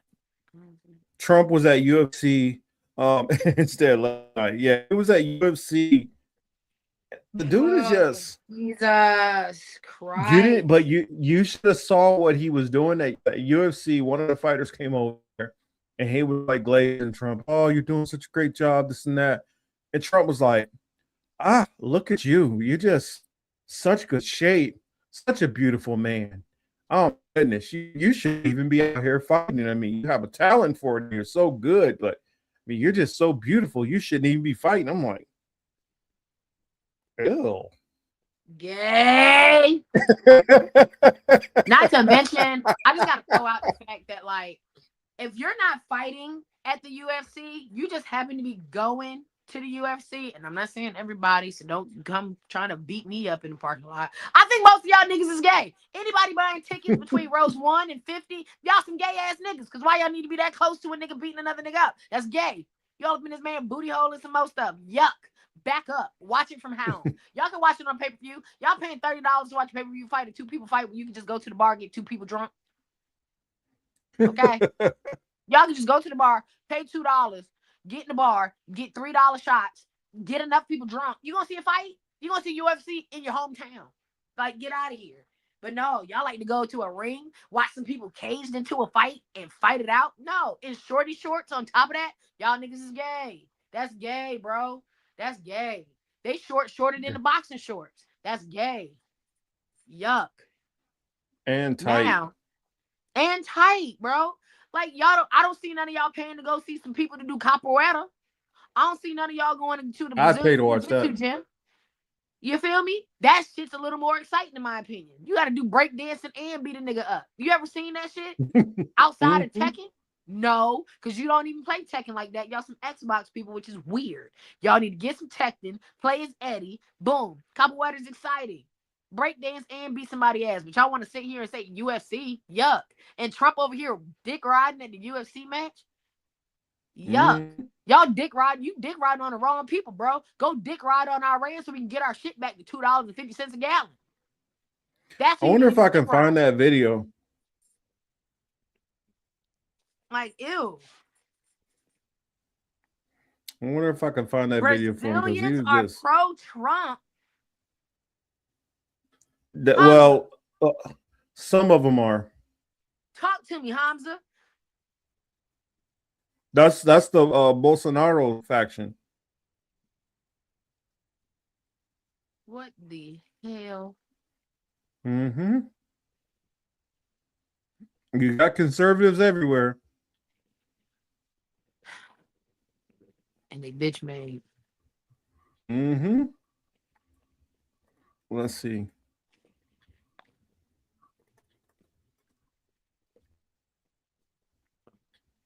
Let's see if I can find it. Oh, there it is. Hold on a second.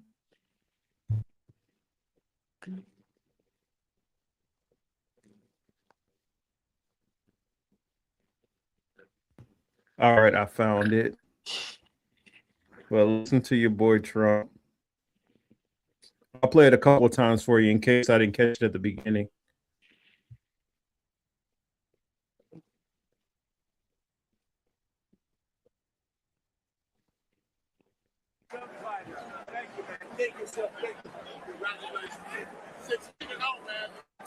Yeah, you heard it there from Dana White. Osman Nurmagomedov was 16-0.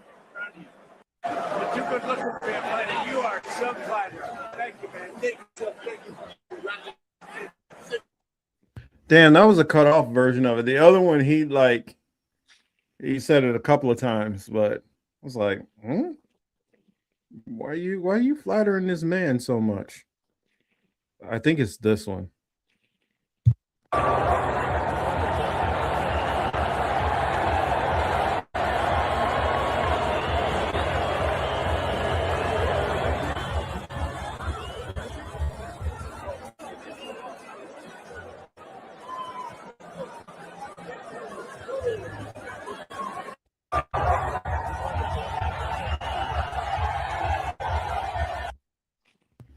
I found one without the audio, but that one caught the tail end of it, but it went a little longer than that.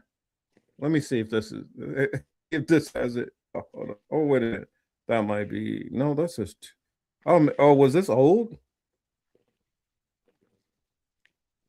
Yeah, that's old, I guess.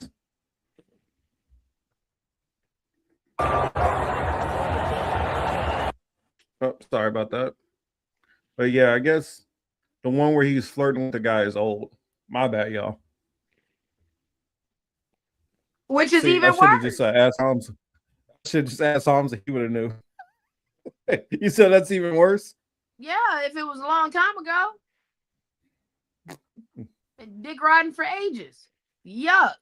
Out here eating dick like it's Burger King. Yuck. Well, that reminds me of that one I tried to play. That diss on Pete Hegseth. You saw that one, right? You didn't see the diss on Pete Hegseth?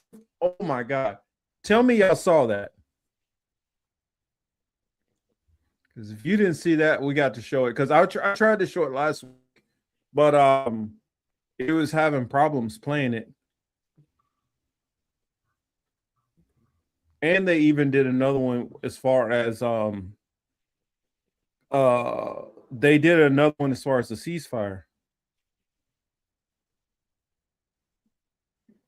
Let's see this. Higgs. Yeah, they ate his ass up.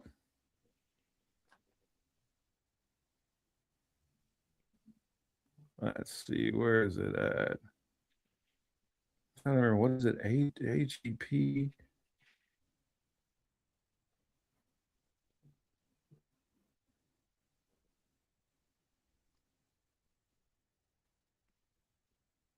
Let's see, where's the...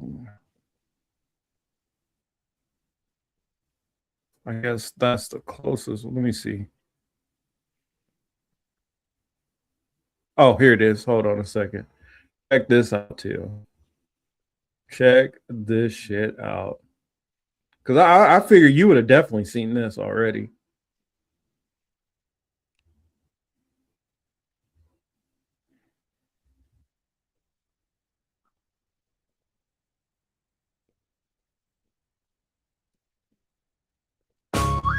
Yo, Pete Hegseth, this one's specially for you.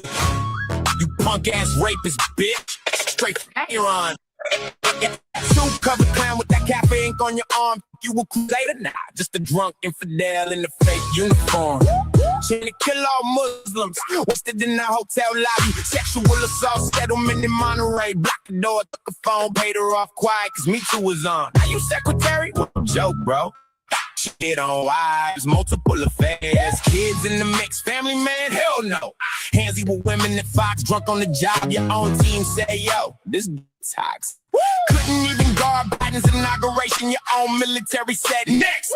Book called American Crusade, dreaming holy war, but reality check. You got the failed vet, turn TV clipping on your own mess. Trump picked you cause you kissed the ring, but wait, funny part ain't coming.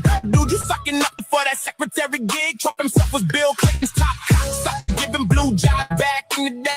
Real talk, you out here blowing for access, but he the original BJ Queen. You thought our missiles max 2,000 kilometers? Cute, rookie mistake. We hitting the bow, worshiping Epstein Island crew, the ones who hurt the kids. Revenge for every American soul, you and Trump's dirty crew oppress. destined here. Taking back for the girls you grew up to watch. You broke the Muslims you hate. Every victim screaming in the dark. Iran got you on the play. You threw everything at us, all your cars, all your might. We still operating on 10% power, laughing while you fight. We see everything, know every secret, every dirty Epstein link you hide. Where you least expected, in the shadows, riding, no place to slide. This ain't full force, just a warm up. Persian flow with the rap. You done roasted raw. You're on in the heat. Feel the math. Drop the mic. Infidel clown. We coming.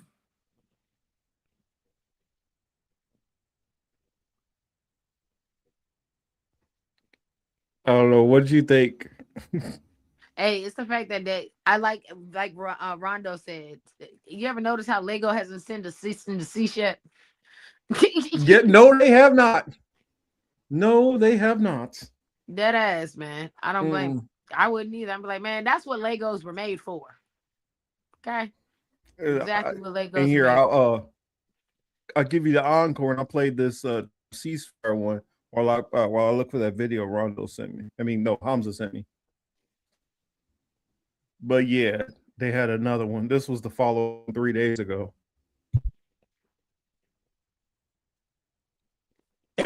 Hey, Orange Pig. America first? Oops. Oh boy, that was the slogan you sold. But he's pulling strings and your vote is getting cold.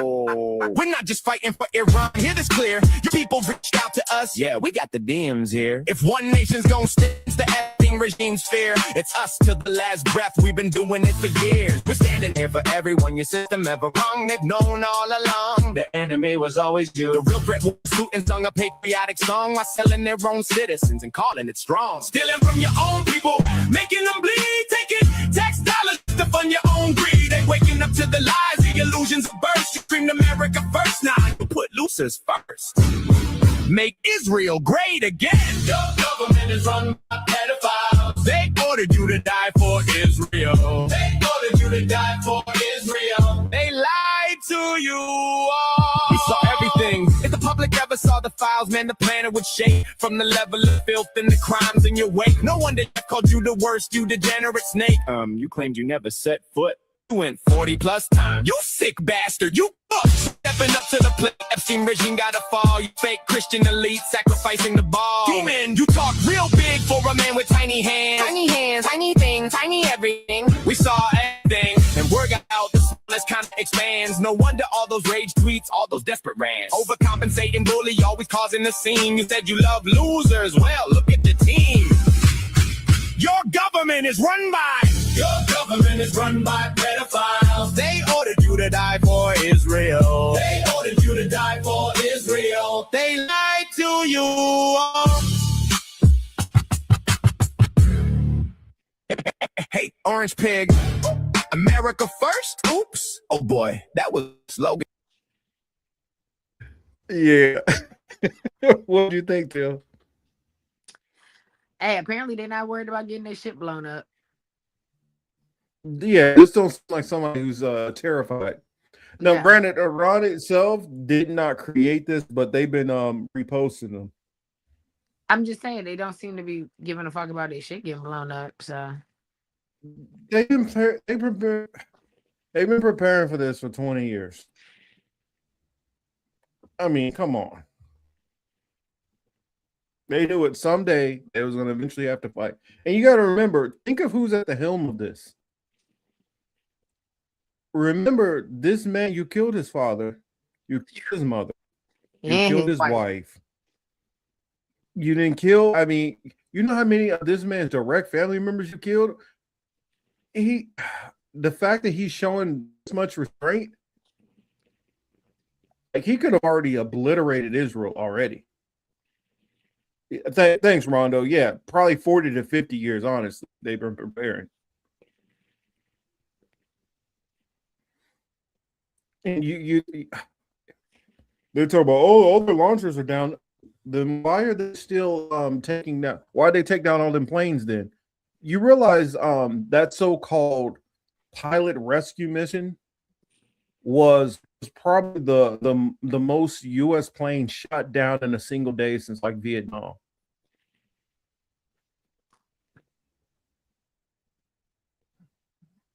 It's mind-boggling to me what's going on in this war and how much is being hidden.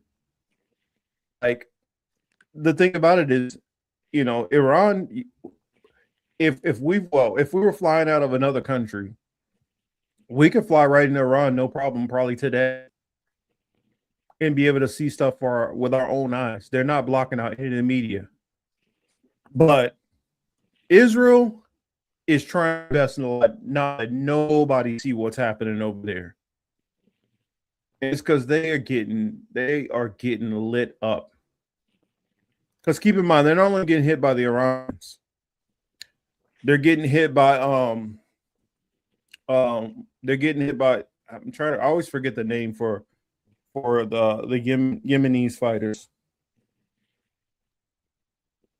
But they're fighting them also, and then you have Hezbollah, who's also fighting, and then at the same time, how are you still? I'm gonna show it on. Then how are you still trying to go into Gaza? You still trying to deal with that? Why are you trying to fight this? Well, not the Houthis. There's another name that they call themselves. That's what Ansar Allah. That's what I was thinking of. Thank you, Dingo. I gotta make sure to say that like 15 times, and maybe it'll drill into my head. Ansar Allah. But and if they decide to down the Red Sea, Trump think he's gonna be sweating now. I mean, they shut that down. It's probably at least another 25%. So now we're looking at 45% of the world's oil being stopped up. We supposed to be out of oil by the 15th, by Wednesday. I'd say we should start looking anywhere by like the 15th, 20th is around the time they expect the last oil to get here.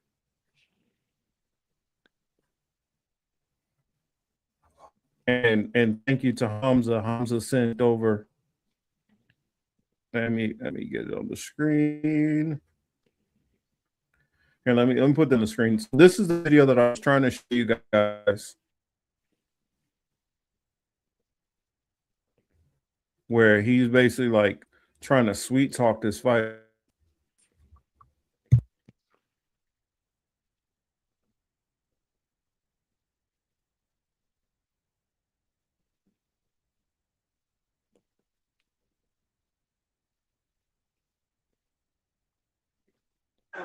Great fight. Thanks.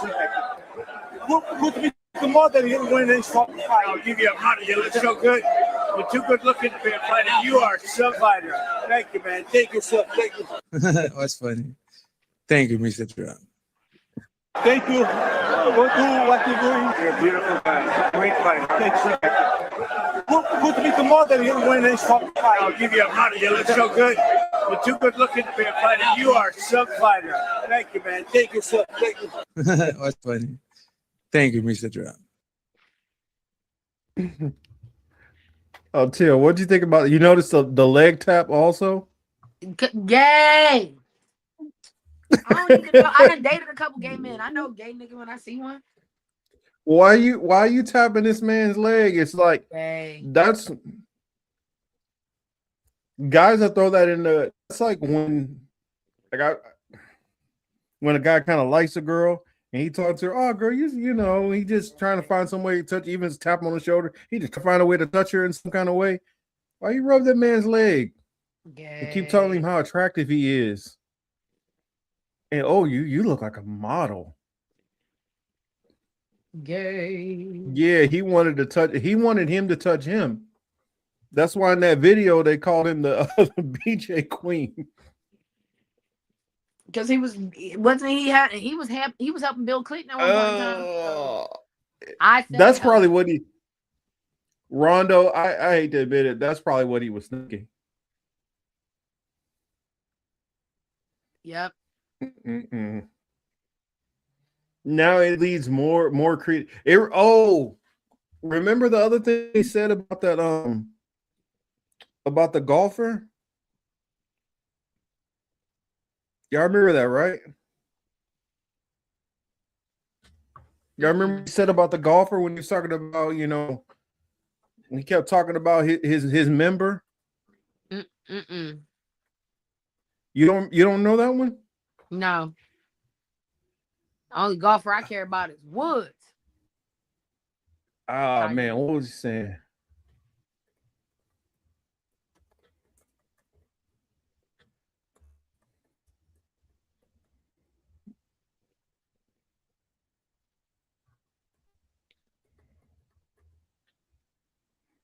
Let's see. I think it was Arnold Palmer he was talking about. Yeah. That's what it was. Let me share. Like, I never really thought about it. Like, but the more and more I saw more videos, I'm like, you know what? This dude is like, I'm surprised I hadn't I'm surprised we didn't put this together sooner. That he on some sketchiness. But Arnold Palmer was all man. And I say that in all due respect to women, and I love women. But this is a guy that was all man. This man was strong and tough. And I refuse to say it, but when he took showers with the other pros, they came out of there, they said, oh my God, that's unbelievable. I had to say it. We have women that are highly sophisticated here, but they used to look at Arnold and say, man, but he was really something special. Arnold was something special. So I just want to tell you, you're very lucky people that live in Detroit, and it's an honor for me to be here because of him. And he was actually he was a great man. And I don't think there would be golf to the extent that you have it today. It probably wouldn't be that way without great Arnold Palmer. So enjoy it, everybody. Enjoy it. And I had to tell you the shower part of it because it's true. What can I tell? We want to be honest. We want to be upfront. It's true. But Arnold Palmer was. Yeah. Yeah.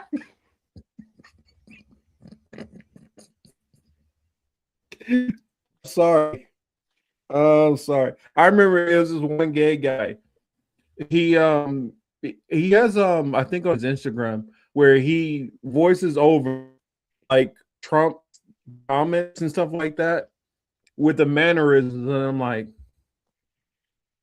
and I think they were asking him about like how did he come up with the idea to do these videos. And he was like, as a gay man, he was listening to the stuff that Trump was saying. And he's like, Trump, even though he doesn't sound like a gay man, the stuff he's saying, he talks like a gay man. And I was like, I never really looked at it that way. And then like some of the people who imitate his voice, they were saying Trump's voice is like the voice of a little boy trying to act like what he thinks a man should sound like, but every now and then female mannerisms slip into it. And I used to just kind of, I used to pass that off as because he spent so much time around his mom that maybe he took on his mom's mannerisms and he was trying to, figure out how to be a man without his father around. And now the more and more I think about it, I'm like, nah, I don't think that's what it is. I think he's trying to cover up his flamboyant side, especially in the time period he grew up in. Shit. Huh, I didn't know that Ray Cohen was a gay man. Who was? Ray Cohen, his mentor. Yeah, and then he does love the Village people. Oh, goodness. I mean, I I'm don't just know. saying. And his I look, mean, I've been look. I'm gonna tell you right now. his, Y'all know I'm part. his I'm part of the dance, alphabet. his Yeah, I'm part of dance. the Come alphabet on. mafia. I'm part of the alphabet mafia from May to July every year. I don't know what it is. Women just like me those months, and I like them back. But I ain't never had my theme music YMCA. Never, and I know I'm in it. Never. So, what y'all? What's happening? I'm trying to remember. And I think I showed a video like sometime last year. Imitates. It was like a video that I found where this guy was imitating Trump.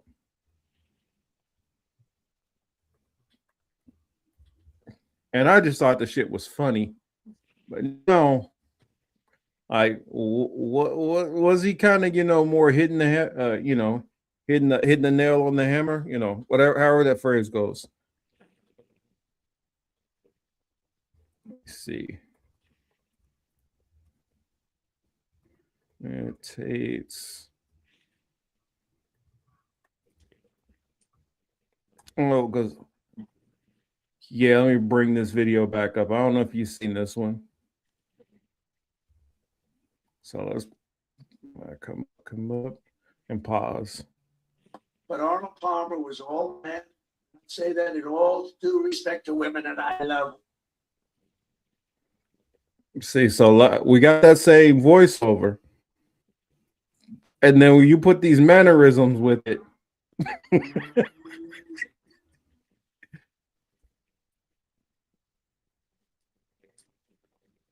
All man.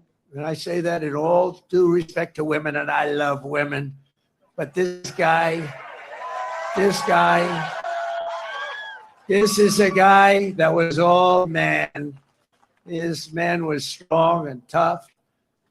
I refuse to say it, but when he took showers with the other pros, they came out of there, they said, oh my God, that's unbelievable. I had to say it. But Arnold Palmer was all man.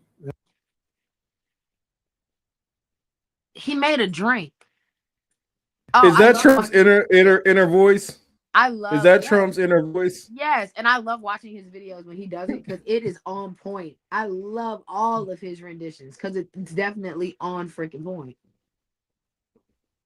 That's an interesting theory.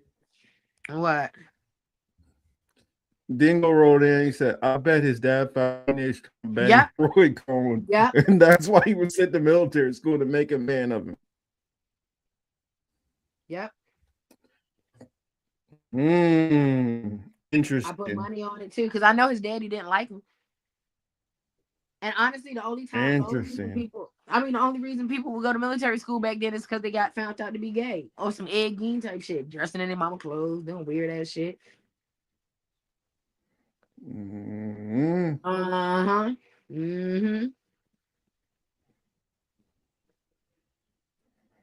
Just saying.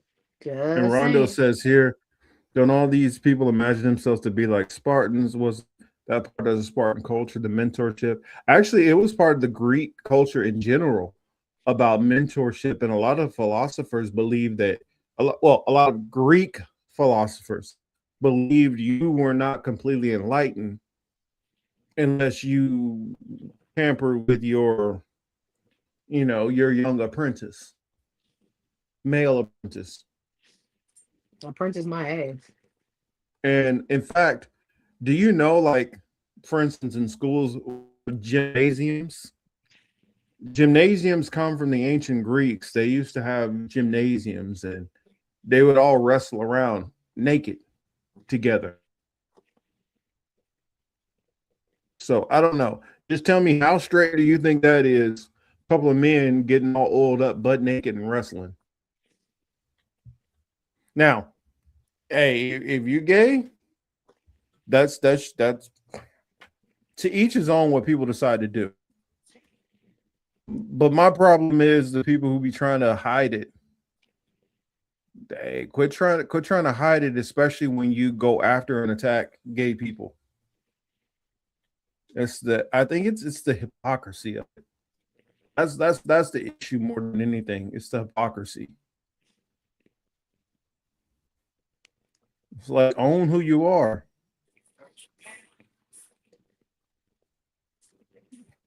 Not that it's a Seinfeld. How you funny. I don't know. Go to prison, Warren, and they might change that. The draft coming. Your asses better be thankful you over the age of 30 right now. See? Honestly, I think 30 is not going to be enough. I think 35, you still might even have to worry.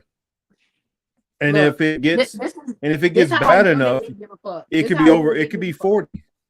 When they fucking Mhm. said we'll take somebody with a weed charge, because I just knew when I got mine, I said, well, that's it for me, y'all. Gonna wrap it up. When they motherfuckers started saying, nah, we gonna take your ass too. Wait a minute, what? Oh, did you hear about how Weed many? You heard about how many people who've been popping on their weed tests? They don't give a damn. Boy, you better let them kids smoke weed. Shit. No, I'm talking They about can't active drink. duty. It's still zero tolerance policy. Okay, then y'all better start smoking some weed so I can get the fuck Mhm. out. You want to get No, out? yeah, fuck going AWOL, fuck the bread, fuck all of that shit. No. Just go blaze up. Go smoke you a fat ass blunt and say fuck this shit, baby. Yep. And wait 15 days. Matter of fact, do it the day they finna do your PT. I don't know, but smoke your blunt, baby. Cause what the fuck? I'd be damned if I'm fighting for a country I can't even drink with the niggas before I die. In fact, you want to make sure that they'll charge you. Go ahead and put in what is it? Put in I'm thinking civilian world PTO. Put in a leave request. Put in a leave request just for even just a couple of days. As soon as you come back, And go you piss blaze me up and off, come back. I guarantee you will get tested almost the day you get back or the day after, because that's almost what they do. Every time you go on vacation, I can always count on it. Every time I went on vacation or leave, I knew that a test was coming right after that. So you wanna make sure that they catch you. Go ahead, take vacation, then go and smoke on that vacation and come back. You will get tested, and you'll be getting ready to get booted out just like that. Suited and booted. Which is wild to me. If they will boot you out, still zero tolerance, and then turn right around and then draft you right back because the allowance of weed. I don't know that they might suspend that shit during wartime. I don't know. Man, they better let them people smoke their weed and mind their business. I mean, Vietnam, they were doing more than smoking weed.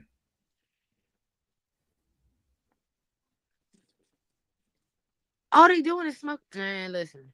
Like I said, I always thought it was wild too, because I'll never forget. I remember this one time I was working at the DFAC with this one dude, and he told me his recruiter literally came to his court case, came to his sentencing, and told the judge, "Hey, if you let us have him, you ain't never gonna have to see this man again." The judge granted it, let him sign up for the military. Do y'all understand? This man was fighting a body. This man murked somebody outside the club, and the judge let this nigga go free as long as he enlisted into the military. And they took his ass. I know a couple like that. They took his ass.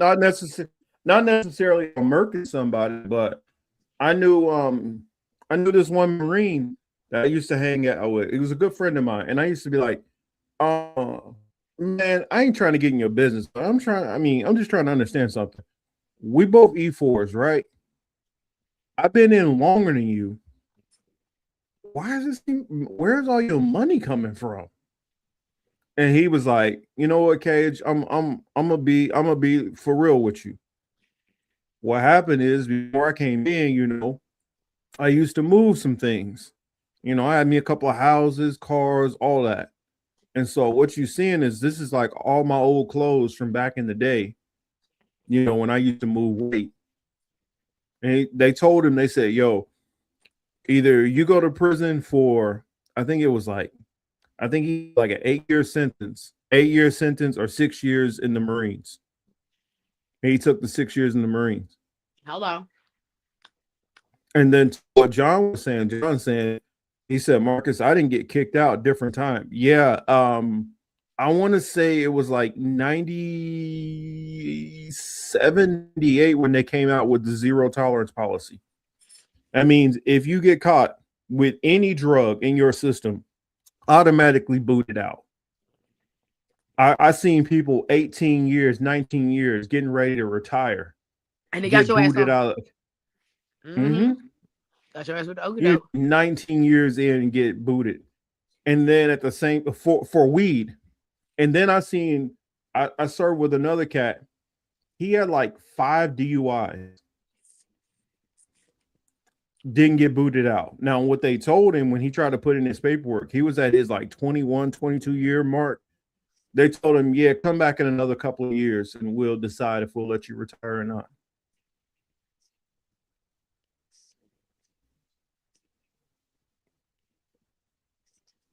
Oh, you say you got on your own when they was threatening Iraq. I feel you on that. I feel you on that. What was that? Yeah, but that zero tolerance policy came out. It was booting people out right and left. In fact, they started how they got onto the whole drug problem. It was actually from a bunch of Navy pilots. They was finding out all the Navy pilots were all cokeheads. Hey, Friday to Sunday, baby. I'm just saying. I had some friends that when they was in the military, they did the same thing. That's when I was like, bro. I was like, hey, wait. You do powder? And they was like, yeah, man. It gets out your system in 3 days. And I was like, huh. Damn. Okay. Yeah. So because it has like a half-life. It has a whole life of a week, but it actually has like a half-life 3 days. You can pretty much piss it out your system in 3 days. Cocaine can slide out. So if you got caught doing coke, you must have did that shit last night. But for the most part, most cocaine it's a weekend thing. My friends would go from Thursday to Saturday, get clean on Saturday, be ready to piss by Tuesday. They were just doing it literally so much. Like these dudes were doing coke like every day. These dudes were going up in actual multi-million-dollar planes, high on coke, doing loop-de-loops. I'm telling you. I mean, I'm not trying to be an advocate or be like, yeah, drugs are cool. But I'm just saying, like, certain drugs really don't be fucking with people as much as their own addictive personality be getting them fucked up. Okay, because at the end of the day, I've worked in wild. I'm not saying kitchens are the same as a jet, but I will say this. I've worked in kitchens where there are very sharp objects, and I've worked with cokeheads that left a plate of coke in the microwave that we never used because we were a from scratch kitchen. And they would go bump that bitch the fuck up and come and make some of the most delectable dishes with the best presentation and go home with all their fingers and toes. Okay, they're working with machinery that can cut your fucking your limbs off. They're working on grills that can give you 3rd-degree burns. They're working in high-paced environments, moving very fucking fast. And probably some of the best employees I've ever worked with or had were the cokeheads. I ain't gonna hold you. Now, when they let that shit get a little too nasty, that's when they start drinking and doing coke. Now, that's a problem. That chemically changes something in your body because habitual use of cocaine and alcohol abuse changes the structure of cocaine internally. And now you're fighting a different battle. Okay, that's a completely different set of rules at that point. Now, part 2. I've worked with pieheads in kitchens too. No, it does not make you slow. 9 times out of 10, if you're in the chef, you got some mental illness any goddamn way. So you need the pot just to be normal. I was one of them. And I ain't never cut my fucking fingers off. I ain't never had no issues at work. So if you're doing coke, what's the difference when you're dealing with a new pothead versus like a fully functioning pothead? Same thing with the cokeheads, bro. So if you out here getting caught doing coke because you don't know how to do it like a responsible adult, then you need to get caught, in my opinion. That's just me. Because responsible drug addicts are going to make it so that they can keep making the money to keep getting the drugs because they need to be responsible. Period. It's funny. Rondo was talking about here. He said, my homie is like 16 years in, can't smoke around him, can't fuck up the pension. Airline pilots are alcoholics and Navy vets.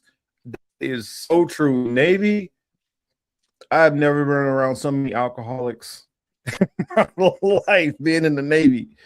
Boy, that's a true statement ever.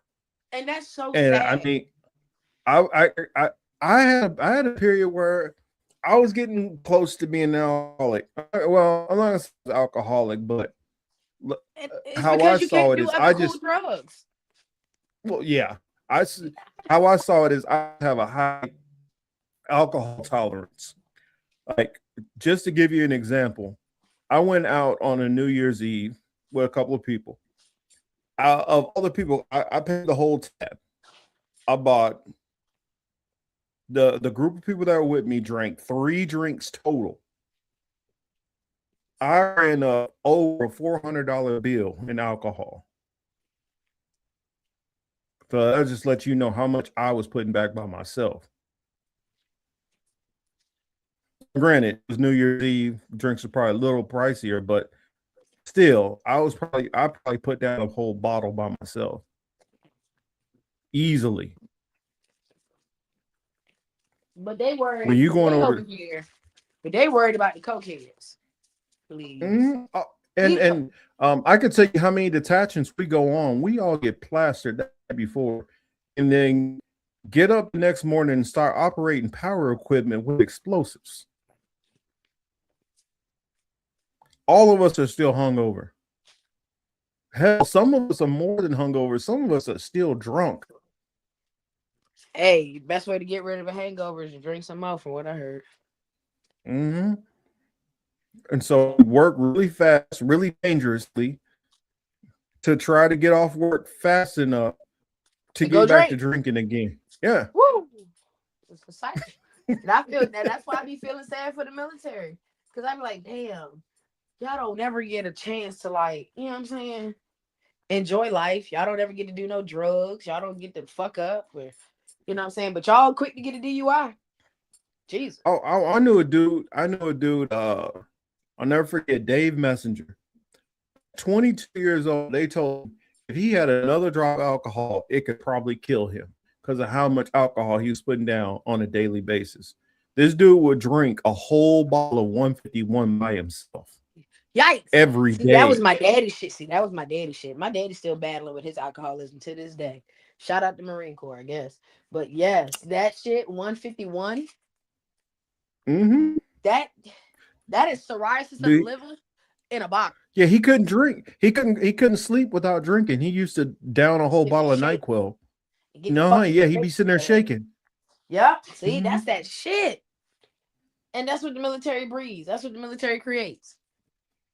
That's so sad. Yep.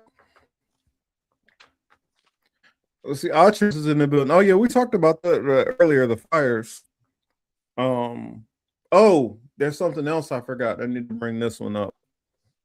We talked a little bit about Epstein stuff, right? Mm-hmm. But there was one other story that we needed to bring up dealing with Epstein.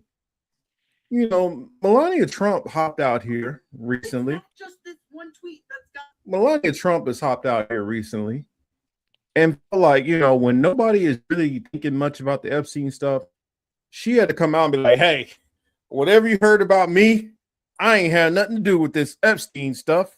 You know, maybe we should all witnesses get on stand and tell their truths. It's like, and I know Trump is there like, bitch, what the fuck are you doing?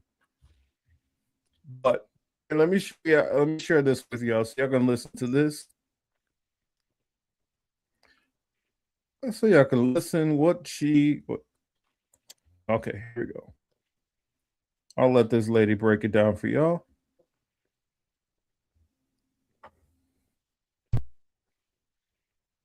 Melania shook it. It was the tweets after that has Melania panicking. I'll show you those in a second, but for those that don't know, this is Amanda Ungaro. When she was 17, she was brought to America by Jean-Luc Brunel. She signed with his modeling agency, Karen. She was in a decade-long relationship with Paolo Zampoli. Paolo Zampoli was Melania's agent. Their story has always been that he was the one who introduced her to Trump. And Paolo now currently works so closely with this administration, he is currently with J.D. Vance in Turkey. And Amanda and Melania were like this. After the relationship soured, Zampoli used his connections with Trump to send after his baby mama. Now, not only has she been deported back to Brazil, but he has essentially stolen their 15-year-old child. As you can see, recently, she has started to talk because what does she have left to lose?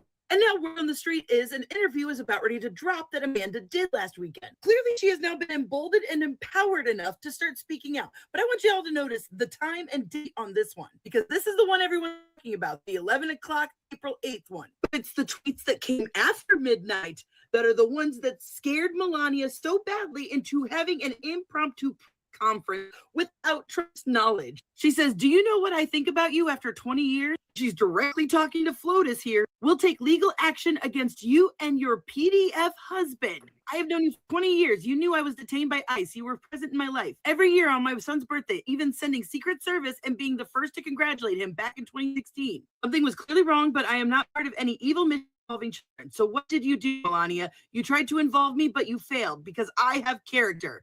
Individuals lying about me are devoid of ethical standards, humility, and respect. "I will tear down Night, your Warren. even if it's the last thing I do in my life. I will go all the way. I am not afraid. Maybe you should be afraid of what I know, of who you are and who your husband is. I have nothing left to lose in my life. I will tear down the entire system. Be careful with me, bitch." That's why.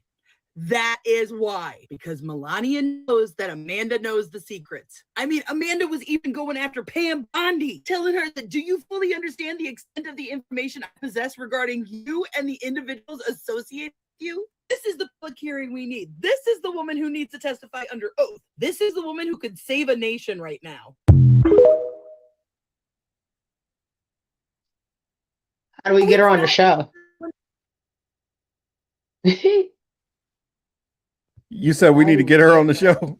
How do we get her on the show? How do we I mean, get I'm her pretty sure I on can the find her and show? reach out. Please. Yeah, Get her on the what'd you think about all that? I love a bitch that'll call somebody out. I just not that just to make it like regular layman's terms. Like I'm sick of people not crashing out how they need to crash out. I don't give a fuck who that person is. I really don't. If you're not gonna immediately lose your job, crash the fuck out. Because something people don't understand is people be like, "Oh my God, I can't believe they're lashing out like this, that, and the third." You don't understand the disrespect that they took either.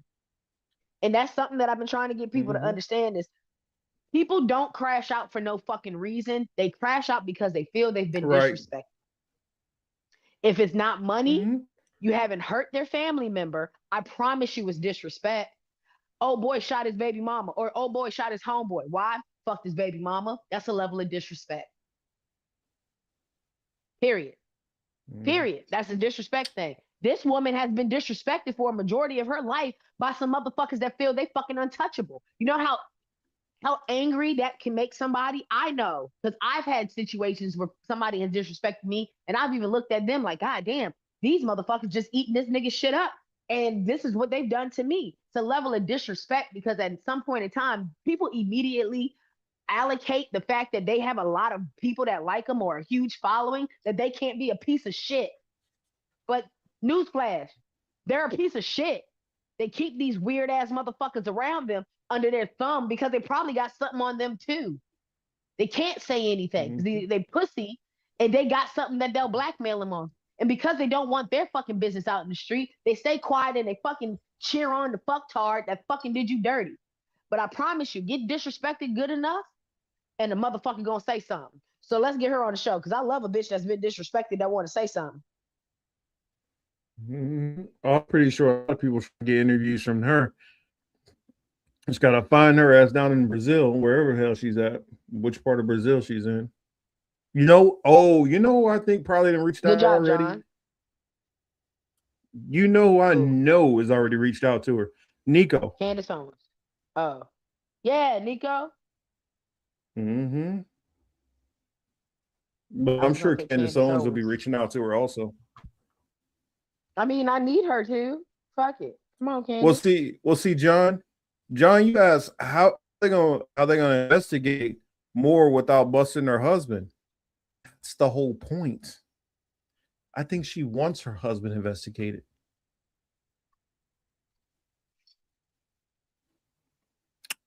That I mean, Does their relationship look like a real relationship to you? Hell no.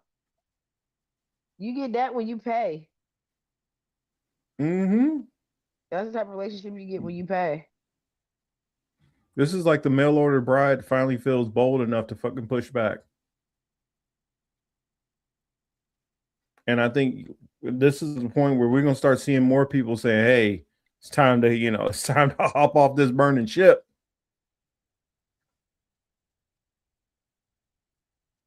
Man, Melania can't leave. She finna get deported.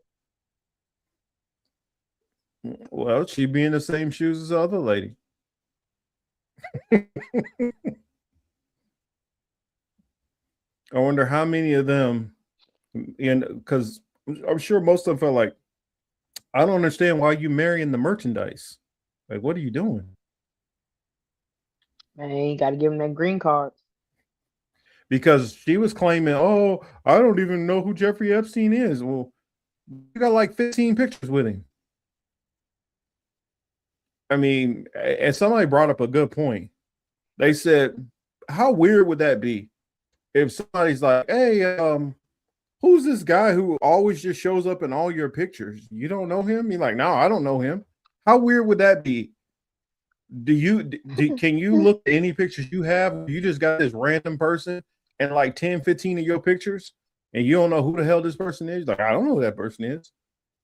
That don't pass the test in any way, shape, or form.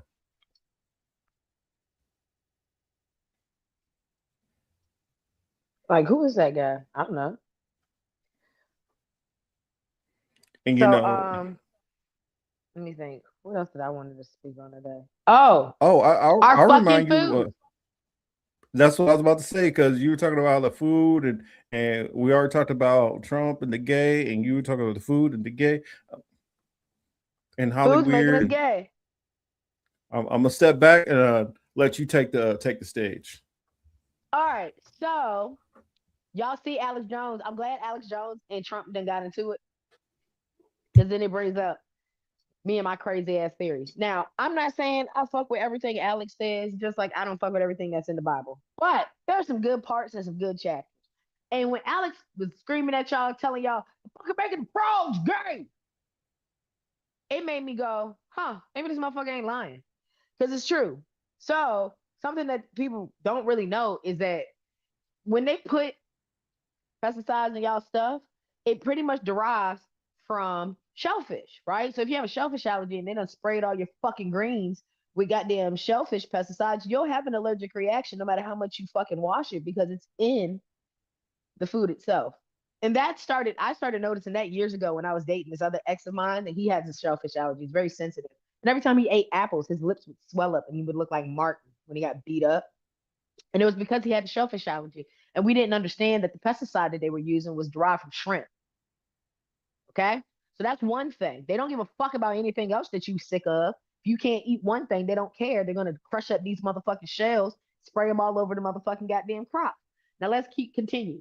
So now we get to Alex Jones screaming about they're making the frogs fucking gay. Why? Because they're pumping estrogen into our food. Growth hormones come from women.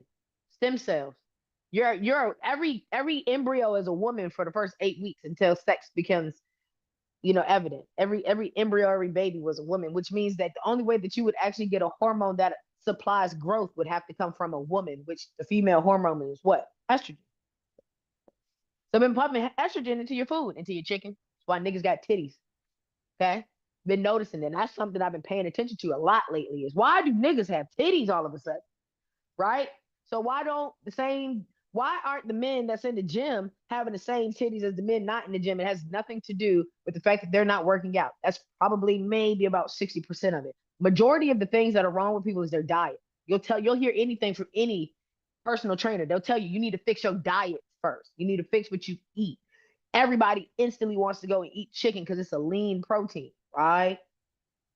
Right. Yeah. But until they started putting them crazy ass growth hormones in it, you started getting chicken legs the size of a fucking embryo. I mean, a baby's chicken, like a baby leg. Like, them shits are huge. There's no reason that your chicken should be walking around with steroid legs like Arnold Schwarzenegger. That's insane. That's insane. But that's because they keep pumping them up with these fucking goddamn hormones. So now we got estrogen chicken. They've been promoting plant-based items, i.e., anything pertaining to soy. Soy has soy limits testosterone. Soy is a testosterone blocker, inhibitor. Okay.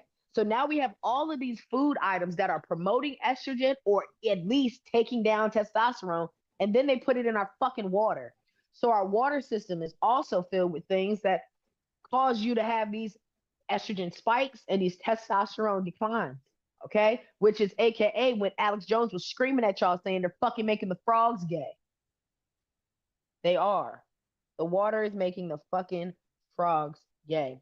Soy is fucking us up. The growth hormones are fucking us up. Now, we got smart. We said, okay, boom.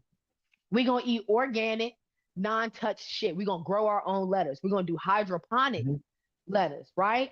Cool. They was like, nah, fuck that. Where you going to get the water from? We still going to give you this frog gay ass water.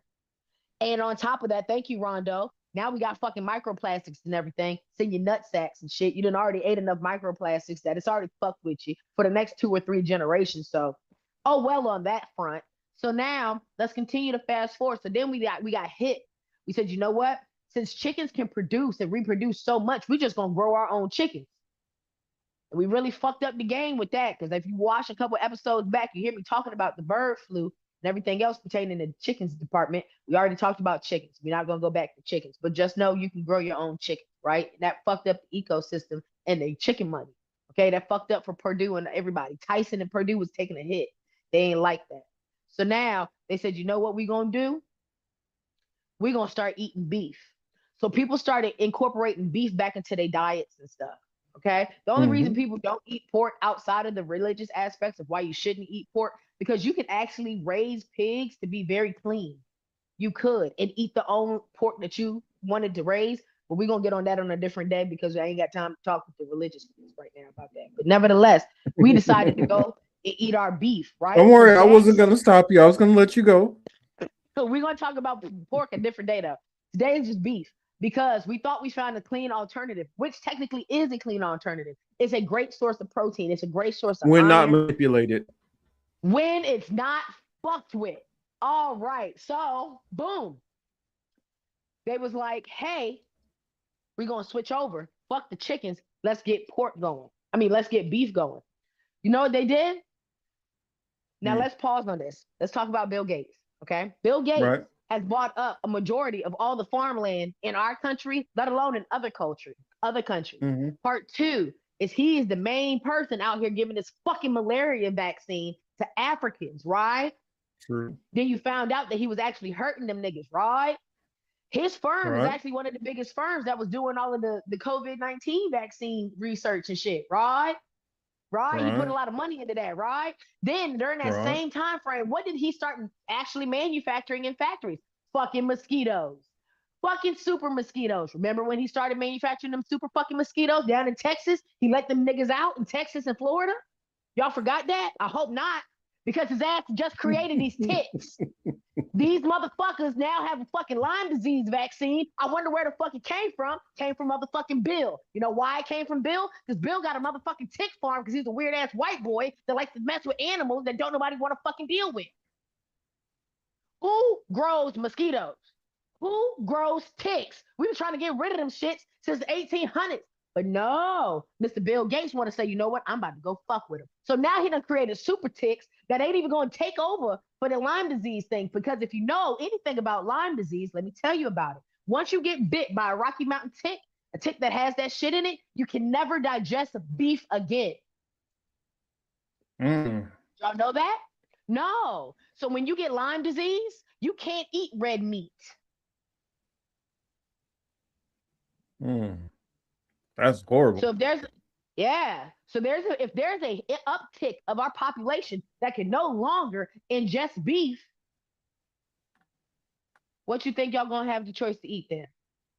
What if, I don't know, it starts to mutate and now you can't ingest protein at all? It's bad enough that I already think that the Ozempic fad had something to do with getting anybody that was obese down to the same weight that they could now draft you into the military. Don't get me started on Ozempic. But now we have super chicks created by Bill Gates along the same timeline that this motherfucker created a super Lyme disease vaccine. But nevertheless, the thing that it gives you that you cannot get rid of on each front is you will never be able to eat red meat again. So why are there uptick of farmers finding boxes of ticks on their cattle farms? I'll wait. I'll fucking wait. You can't. This is why I'm so like over it, Marcus. These are the moments where I'm so done. I'm so done with the Matrix. I'm just ready for my agent, Mr. Anderson, to come the fuck out and just take me already. Because I'm done. You can't even write this shit no more. Like I feel like I'm in a Simpsons episode every fucking day. Like you can't make this shit up no more. You can't make this shit up no more.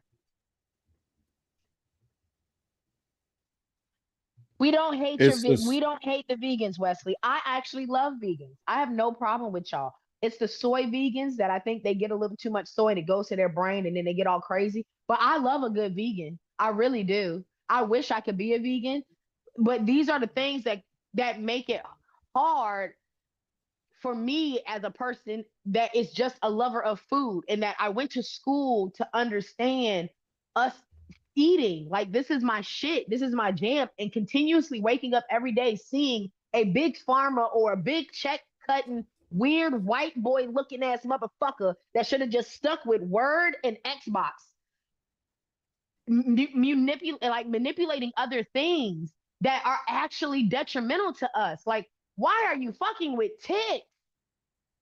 Who cares about ticks? Them bitches ain't even got no purpose. The fuck? So yes, there's an uptick. If you look, there's an uptick of ticks being dropped off. I don't know if you can find a clip of it, Marcus, but there's an uptick of farmers finding ticks all over their fucking farms. Boxes of ticks, tons of ticks. I'm talking about these motherfuckers are covered in ticks. And like they all have the white dot on their ass. And that's how you know if you got bit by a tick that had spotted Rocky Mountain, whatever the fuck it's called. God damn it. I can't even think of it because it makes me want to say rubber baby bunky bumpers. But nevertheless, it's as long as you have as long as it has a white dot on the back, that means it's got affected with Lyme disease. Okay. And if you get bit by a tick that has Lyme disease, it will fuck up the way that you can't digest red meat. And I'm not even talking about like, oh, it makes my mouth itch. No, it will make you vomit profusely. Ooh. Yeah. Oh my God, Rondo, are you serious? I have a question. Why the farmers and I think pre-med only has 1 semester of nutrition? And yes, Chris H., that's exactly what I'm talking about. The World Economic Forum that talked about making people allergic to beef. This is the only means in which they can make them allergic to beef is through Lyme disease. And that way you have to eat whatchamacallit. That way the you can crickets eat whatever and beetles weird, and shit. Fuck that. They can make you eat that 3D ass meat, that 3D printed meat. I think this is it. Let me see. Agriculturists finding boxes of ticks in their ranches and in their farmlands. What's going on?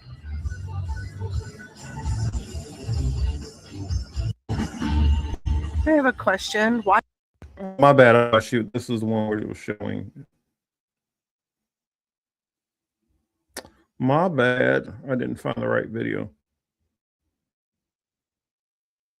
And I did see a video. I just don't remember where it was at. My fault.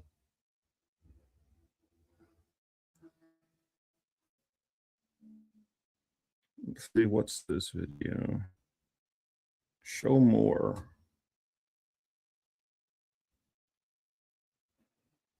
Ooh.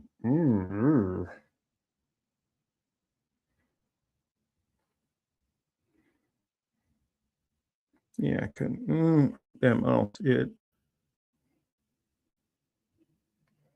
I bet if I looked on X, I'd probably find it. Sent you it. The one I just sent you on Instagram. Okay. Yep. Because I knew I saved it somewhere, bro. I was like, hell no, we're gonna talk about these motherfucking ticks. Because I hate ticks and I've never been bit by a tick. Now watch my black ass get a tick on me in 2 episodes. Y'all gonna hear me. 2-3 weeks. I'm gonna be like, y'all won't believe. I got a motherfucking They sent it. yes. Yes, Rondo. They will come and bring ticks to the farmlands, guns to the hoods, and cracks to the babies. They always planting the fuckery. It doesn't make any sense.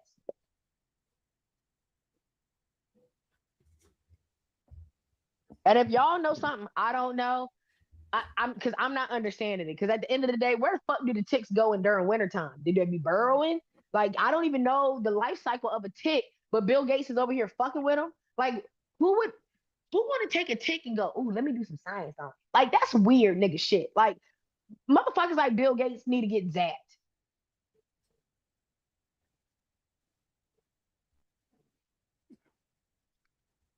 Let's see. Hold on, share screen. Is that it? That's one. Okay, here we go. Camper, hiker. Nearly 2 years ago, Holly Raycroft removed the tick from her body. That evening, she enjoyed a pot roast dinner.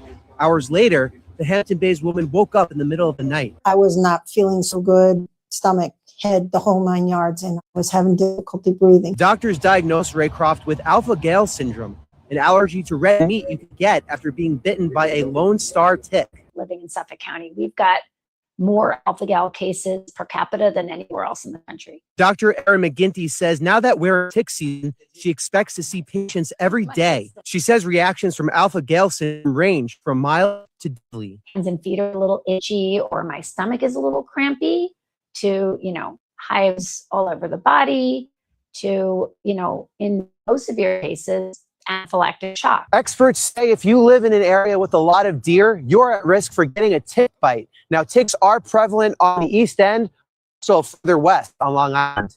I am an avid camper, hiker. Nearly 2 years ago, Holly Raycroft removed the tick from her body. That evening, she enjoyed a pot roast dinner. Hours later, Yeah, I think we need to minimize the hiking and stuff.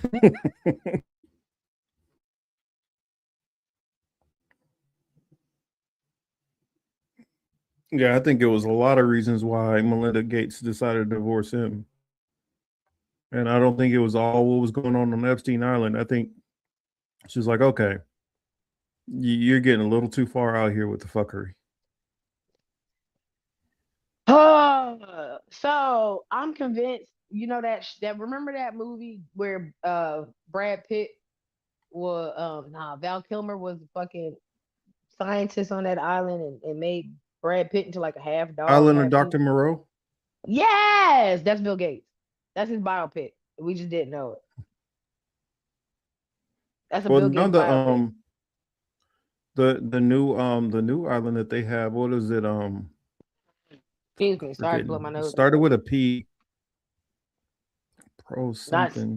St. James, Island St. James, where they're taking all the bodies, right? What was the name of that island? It's in Honduras.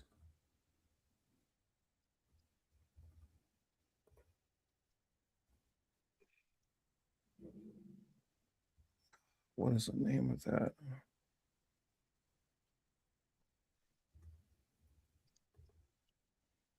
Pro something. What was it? What was the name of that place? Because it's like the billionaires have their own little setup there. Bohemian Paradise? No, that was Bohemian Grove. I'm sorry. That is not what it is. Bohemian Grove, not Paradise. My bad. Pretoria? Damn, why come I can't remember the name of that island? It's not Pretoria? Hold on, what's Pretoria? Come on, weirdos in the chat. I didn't mean to call y'all weirdos, like weird people, but like we're all weirdos. We all be knowing all this type of information that we don't need to be knowing. Somebody don't know the name of that damn island. Hamza know everything. Hamza, where you at? Hamza's so damn smart. He'll fuck around and give you the coordinates of that motherfucker too. Yeah. What was that called? We love you, Hamza. Sun Valley, Pedo What was it Island. I like that called? one. Hey, don't Mm, get the. I was about to say, Marcus, don't get to searching that shit in your search engine. They're gonna take you down. what was the name of this place? No, it's like out in the open. They talk about this. They're trying to get investors. Prospera. Prospera? Did you Yeah. Google that? Did you Google that? I hope not. Yeah. Now you see why he be having technical difficulties. They were like, man, let's see if I can pull up a video on it. If I can remember how to spell right for a minute. Let's see if there's a short. I don't want to pull up a full video and get on it.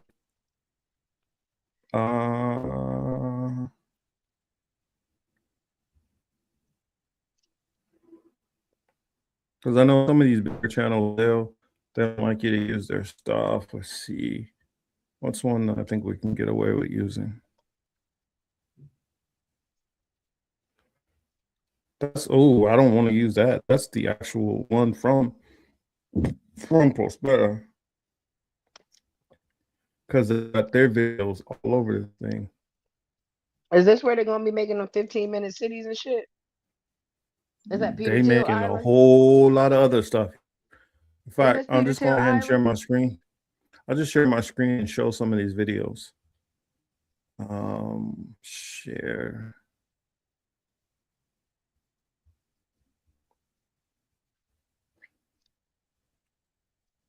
So this is the place.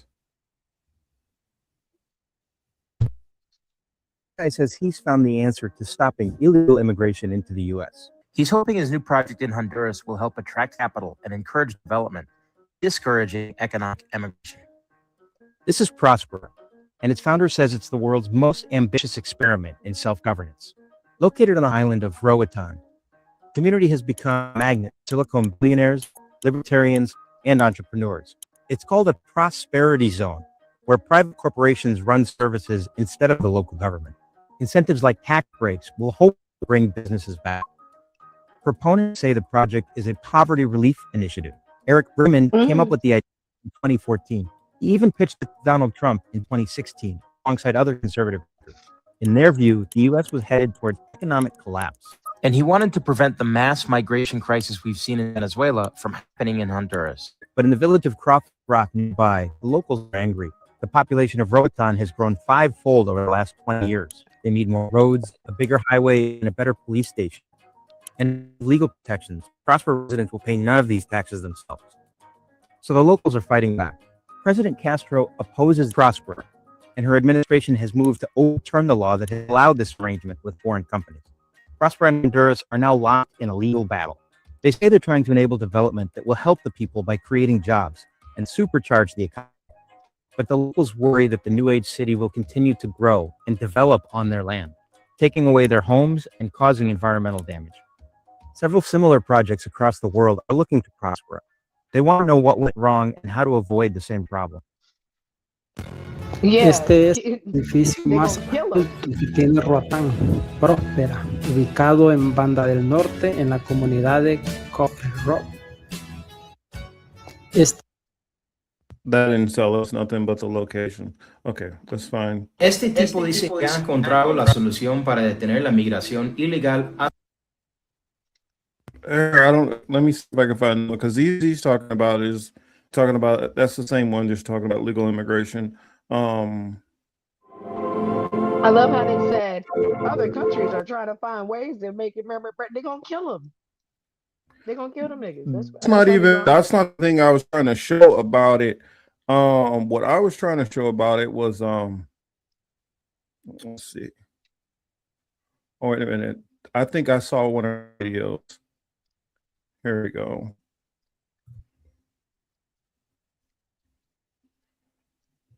Since I visited, Prosper's legal future continues to hang in the balance. But here's the thing. What I learned about the fight brewing over this one private city in Honduras gives us a lot of insight into the future of private governance around the world. and how local communities could be affected. Since I visited, Prospera's legal future continues to hang in the balance. But here's the thing. I'm trying to find specifically about their labs, because their labs is where it gets crazy. What are they The testing? labs is that I'm telling you, you should have seen the video that I saw. I was like, what the heck did they got going on here? Look, here it is. Gene therapy. I saw this video years before I saw this. Well, I guess I saw this video like when it was brand new a year ago, but I didn't connect it to this place, Prospera. But some of the stuff they're doing there. Okay, since I don't see any videos that want to tell me exactly what's going on, I'll just say some of the stuff that on the video. Basically, what they do, one of the things they do is they actually take they solicit for genes a lot of times from abortions and stuff like that, and they take the cells and experiment on them to do all kinds of different things. Sometimes they're doing gene editing. What was it? Gene editing. They were like regrowing on like cloning technology, like that man. I think he was like cloning out his cells or something like that. Oh yeah, to make him young again. And so they're And doing a then- whole bunch of different things like that on the island. Nah, did you hear? Okay, so let's add on to that. What about them doing that gene splicing so that when they get these weird ass rich motherfuckers adopting babies, they done spliced out the Down syndrome, they done spliced out the diabetes, they done spliced out all of the weird genes, and then they just give you the science test tube babies. Yeah, they all that created was for in you. there. Yeah, I seen that video. I know what you're talking about. Hey y'all, they out here doing shit that if in the words of women in beauty, bitch, you was never ugly. You was just broke. Catch my drift?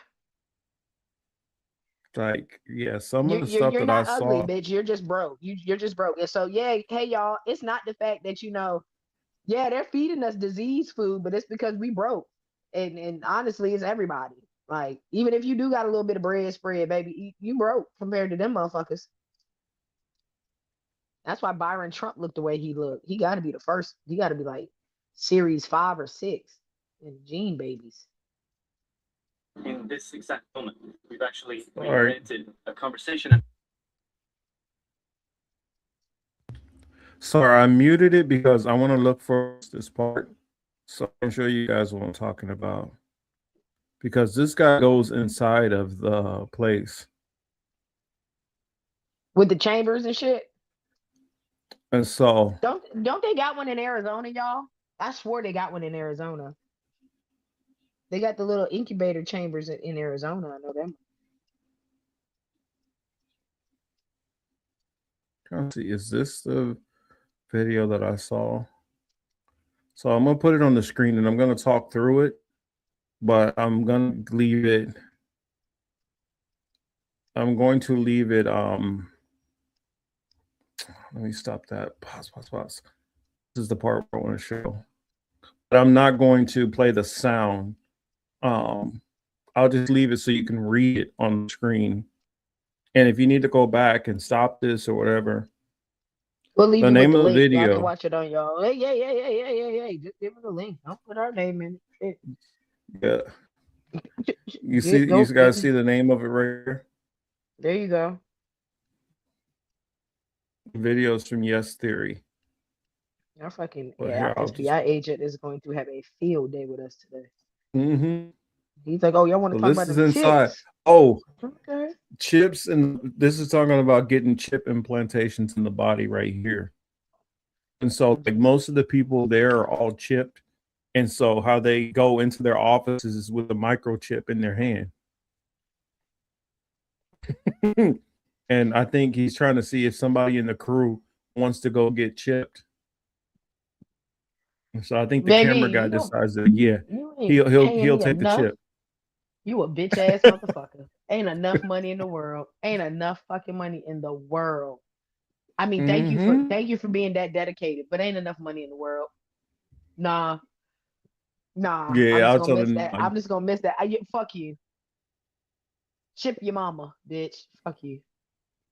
That's yep. crazy. And so it looks, he's showing it right there. He's like, oh yeah, see, it's no big deal. Go ahead, just get the chip right No, in it's your no big hand. deal. It's no big deal, bitch. What you mean it's no big deal?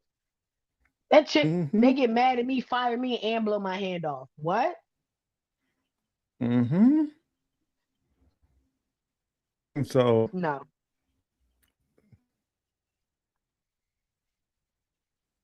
yeah, well, what is that doing to the rest of your cells? Having your body being partially magnetized.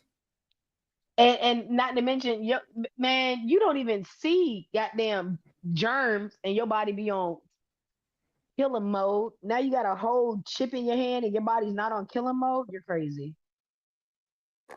Oh, we're working on brain chips too.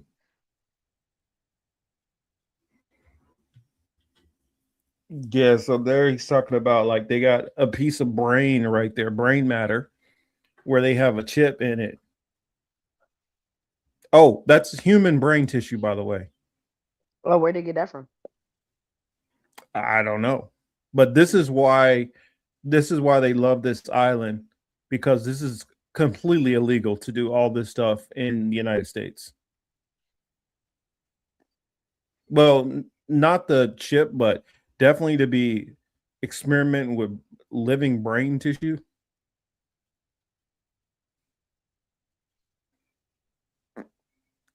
And so, well, I think maybe technically they could possibly get away with it, because I think that it's wasn't living, and then they've fired electrons and stuff through it to replicate a living brain. I don't know. I don't know the whole science behind it, but I know it's really wild and creepy.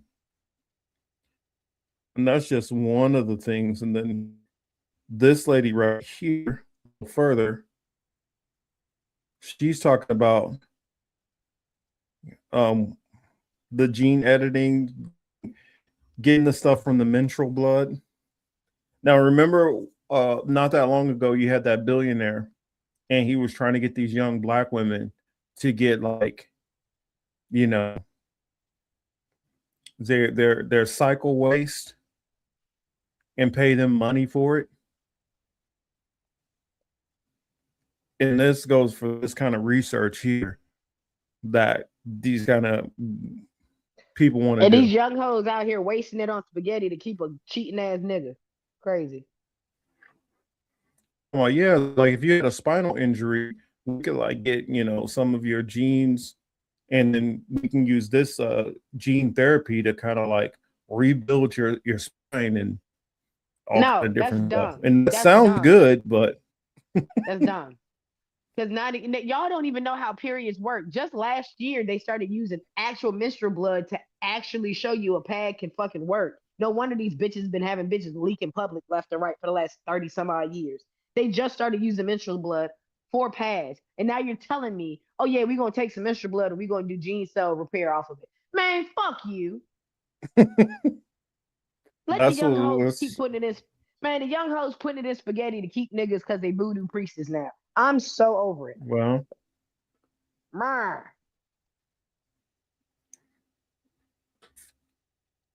That was that little part that I recommend y'all going to check that out. It's some wild stuff that was in this video, and that's the stuff which they were willingly showing. So I'm pretty sure that some of the top secret stuff, it gets even wilder than that.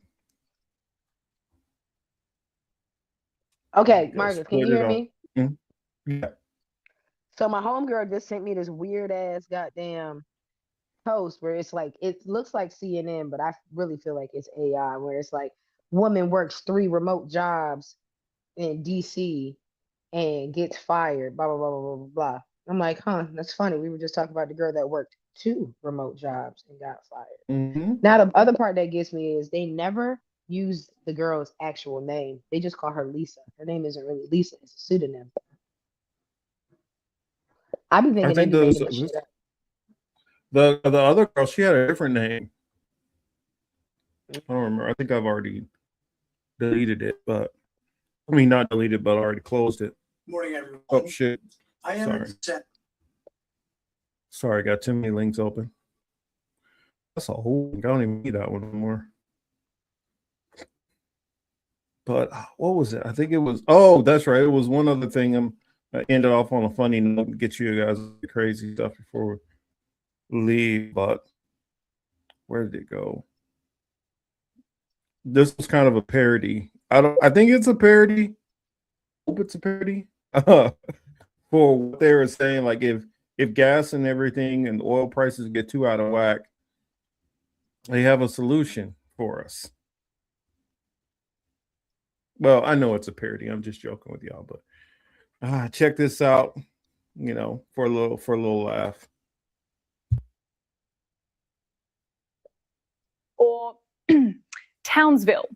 Under new Jetstar policy, passengers must maintain a cadence above 80 revolutions per minute, or the plane will explode. Oh my God! That's extreme. Sounds like that movie, The Bus That Couldn't Slow Down. Business class passengers are spared, only required to contribute a light symbolic pedal while reclining with sleep masks on and enjoying a complimentary in-flight tribal tattoo. Oh, legs are sore, are they? Don't worry, pissant. Passengers will now have access to performance-enhancing options on the in-flight menu, with Chief Performance Officer Lance Armstrong on hand to assist. Jetstar has unveiled its latest response to the global fuel shortage: pedal-powered aircraft. Effective immediately. Till, what you doing if you show up and they tell you got to pedal the plane? Bitch, I'm flying for free. Then my ticket must be free as fuck. If I gotta pedal the plane, That's a good point.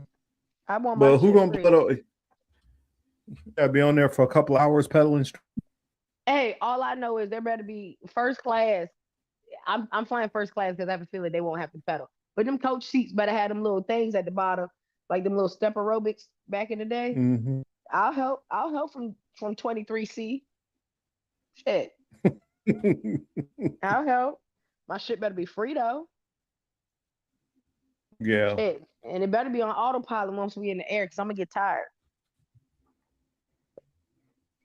I mean, shit, didn't the Vikings and shit have motherfuckers rowing the boat before they got where they needed to go? I mean, shit. Oh yeah, they everybody rode got to the whole way. participate. Yeah, that's the point I'm trying to make. Niggas gotta participate. That's why we want so much for so little. We got comfortable. We got complacent. We don't work for our shit no more. We need to be like Vikings. We gotta work for our shit. Tell Trump, get on the boat, get all his cabinet members, get the goddamn it row. Ain't that what the picture looked like with George Washington at the front going on the Delaware? Mm-hmm. Yep, exactly. Trump need to get on the boat. I don't give a fuck what he wear.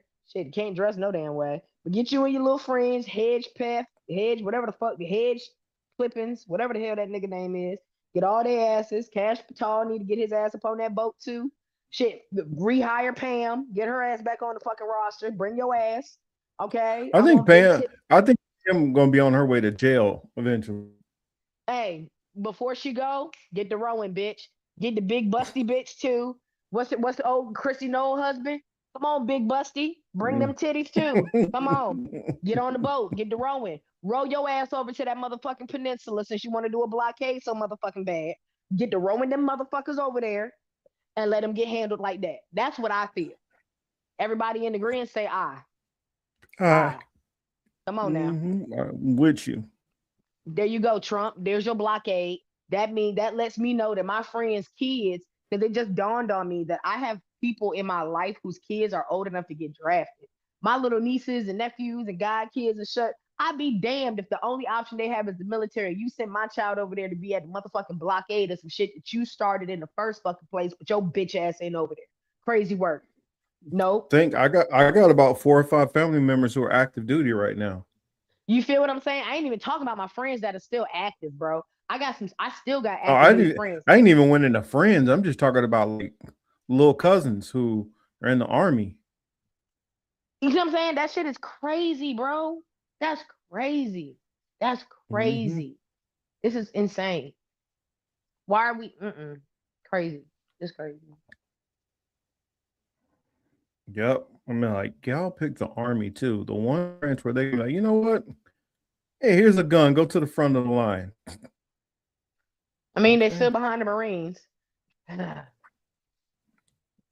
Excuse me. So the Marines gonna get it the worst. Mm-hmm. Because if they send the Marines into Cargo Island like they talking about, I just want man. Have you like heard the plan of what they want to do, right? How they want to go into Cargo Island? No. Let me see if I can bring this up and explain it. Let's see. And I guess it'll be a good exercise to explain for everybody. So Marines are the bottom of the barrel because they are the first ones in and the last ones out. And you will hear how great Marines, they are the epitome of blind valor. Okay? Is that a good way to call it? They are the epitome of blind valor. Okay? Because they don't question shit. They just do. They don't question anything. You walk up to a Marine, be like, "So, why are you guarding this trash can?" I was going They to have do it. no clue. They just were told to do it. They just Staff do it. sergeant told me to do it. Yeah, staff sergeant told me to guard it, so I'm gonna guard it with my whole life and my whole being because I'm the best of the best of the best, and we the best because we the best of the best. And staff sergeant said for me to do it, I'm gonna do what staff sergeant say. Yeah, that's a Marine. They don't think for themselves. Let me show you. Once they get through MEPS, that's the end of it. They stop thinking. Yep. They just don't think at all, and they're one of the few branches where everybody who's a Marine goes through infantry training. So it doesn't matter what your job is as a Marine, you can be called to lines instantly during wartime. So let me show y'all this real quick. Right here, this is the Strait of Hormuz, right? Right here, you have Oman. Right there, you got Iran. These are the main two countries which were kind of controlling the strait. And then you got UAE right here, Qatar, you got Bahrain, Saudi Arabia, Kuwait, and Iraq touching right here. So what their goal is, Cargo Island is like, you can't even see it, but Cargo Island is like this little dot right here. You see where it says Persian Gulf? Where that writing is, Cargo Island is about right there, right off the coast of Iran. What they want to do is they want to send units all the way up the Gulf of Oman, right here through the strait, all the way up here to right where Iran is right there, and Bahrain is on the other side. Now, if you get all the way up there, if you're able to make it through there, keep in mind, they have mines all the way through the thing. They have mines mainly through, this is where they concentrated everything. All the mines are sitting all throughout this area. And so their goal is to force you through this little skinny part right here. So you're right next to Iran. So you're open for all of attacks, whether that's ballistics, drones, RPGs, and shoulder rockets, things like that. That's their goal, to put you right there. Also, from there, they can launch out their little speedboats and come and attack you from those boats.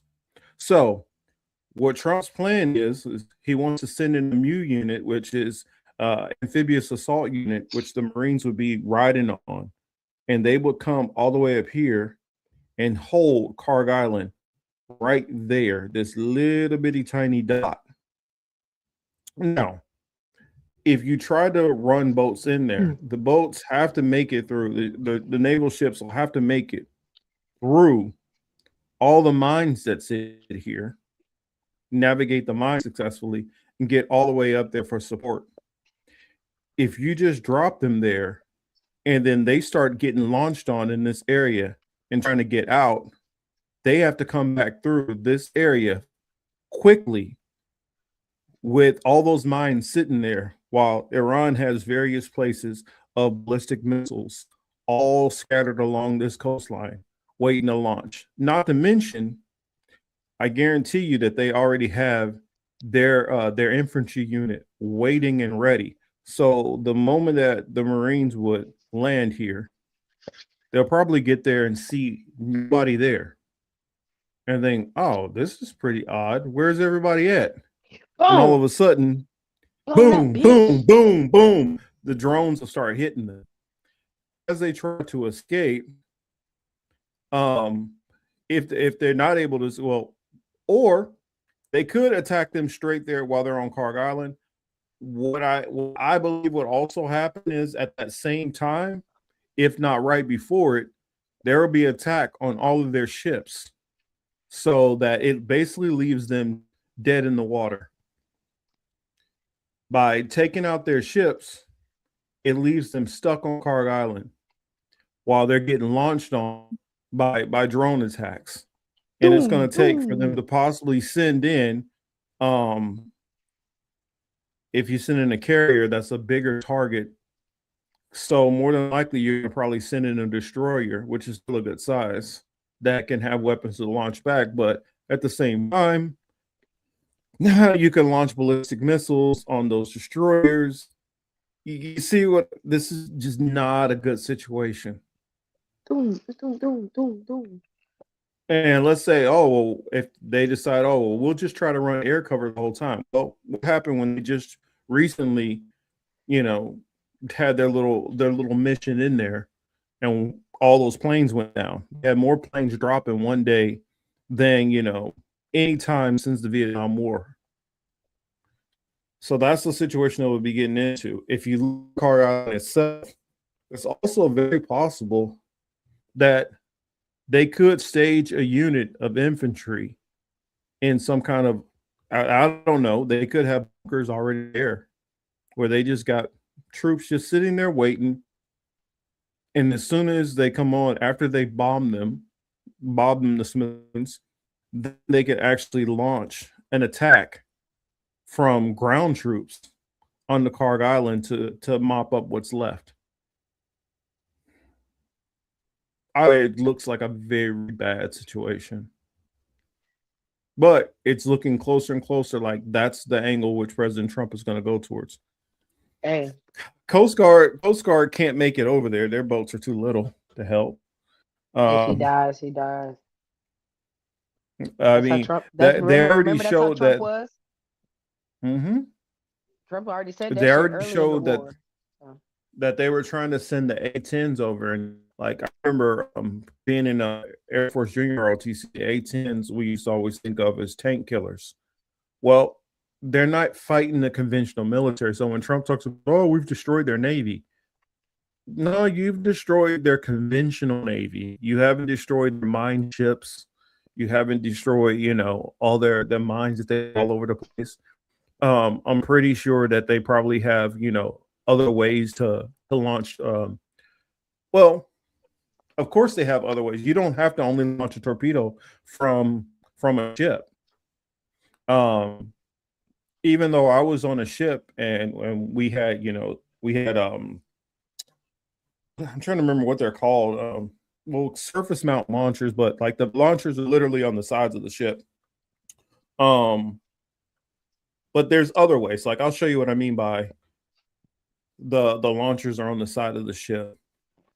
Yeah, they should be where them fucking arms should be rowing. That motherfucker. God damn it. Shit. Mounts. So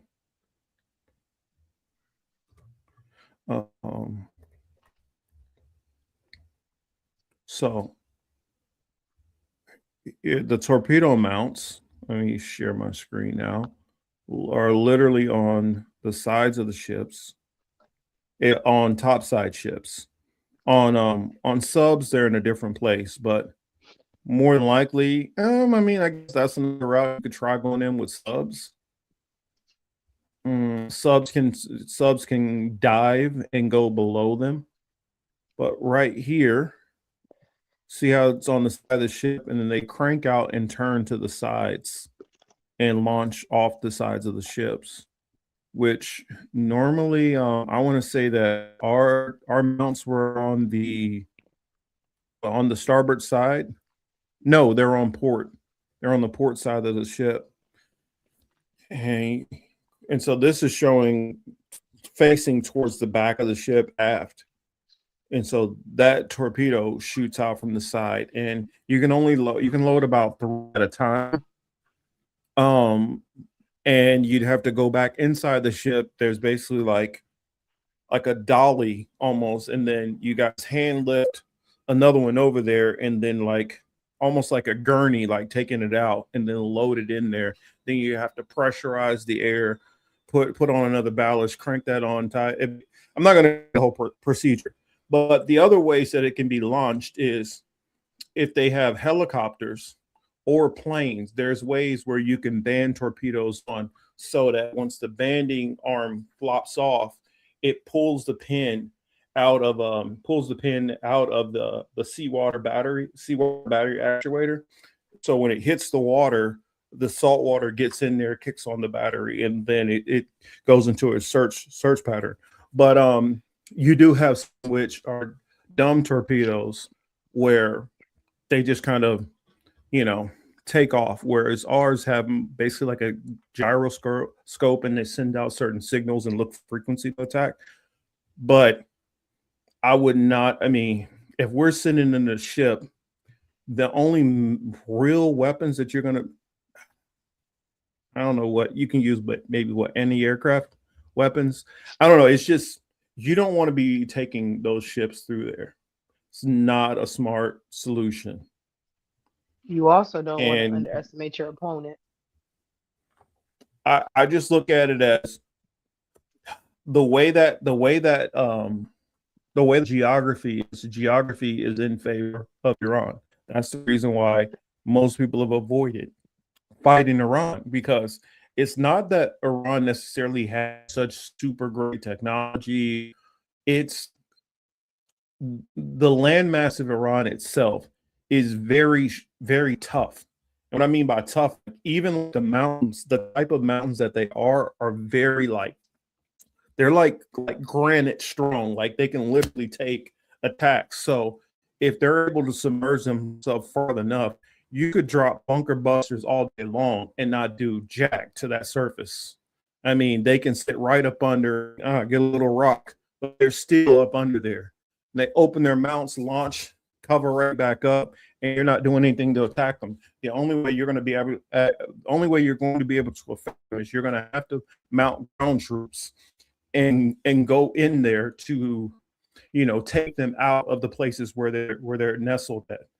And in doing that, you're facing the fact of the elevation trap. You're coming in at a lower elevation, and anybody who knows anything about like combat tactics or whatever, the person who has the higher ground has the advantage.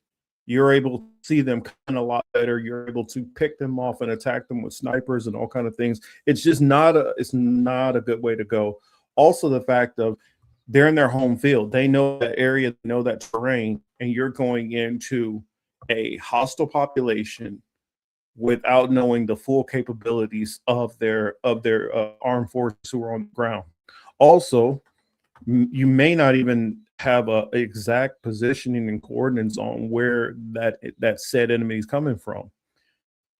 And it suits for a really bad situation in many different ways. Especially if they plan on going in and like taking some kind of what do they say, the nuclear equipment. They said that they were also talking about going to where they did Night Hammer and digging that stuff up with excavators. It just sounds idiotic to me, because you're going to put Marines sitting there kind of guarding excavators while they're slowly digging through the ground, and expecting that you can sit there for what, a week straight of digging and not be attacked and not be obliterated, being on the ground in Iran.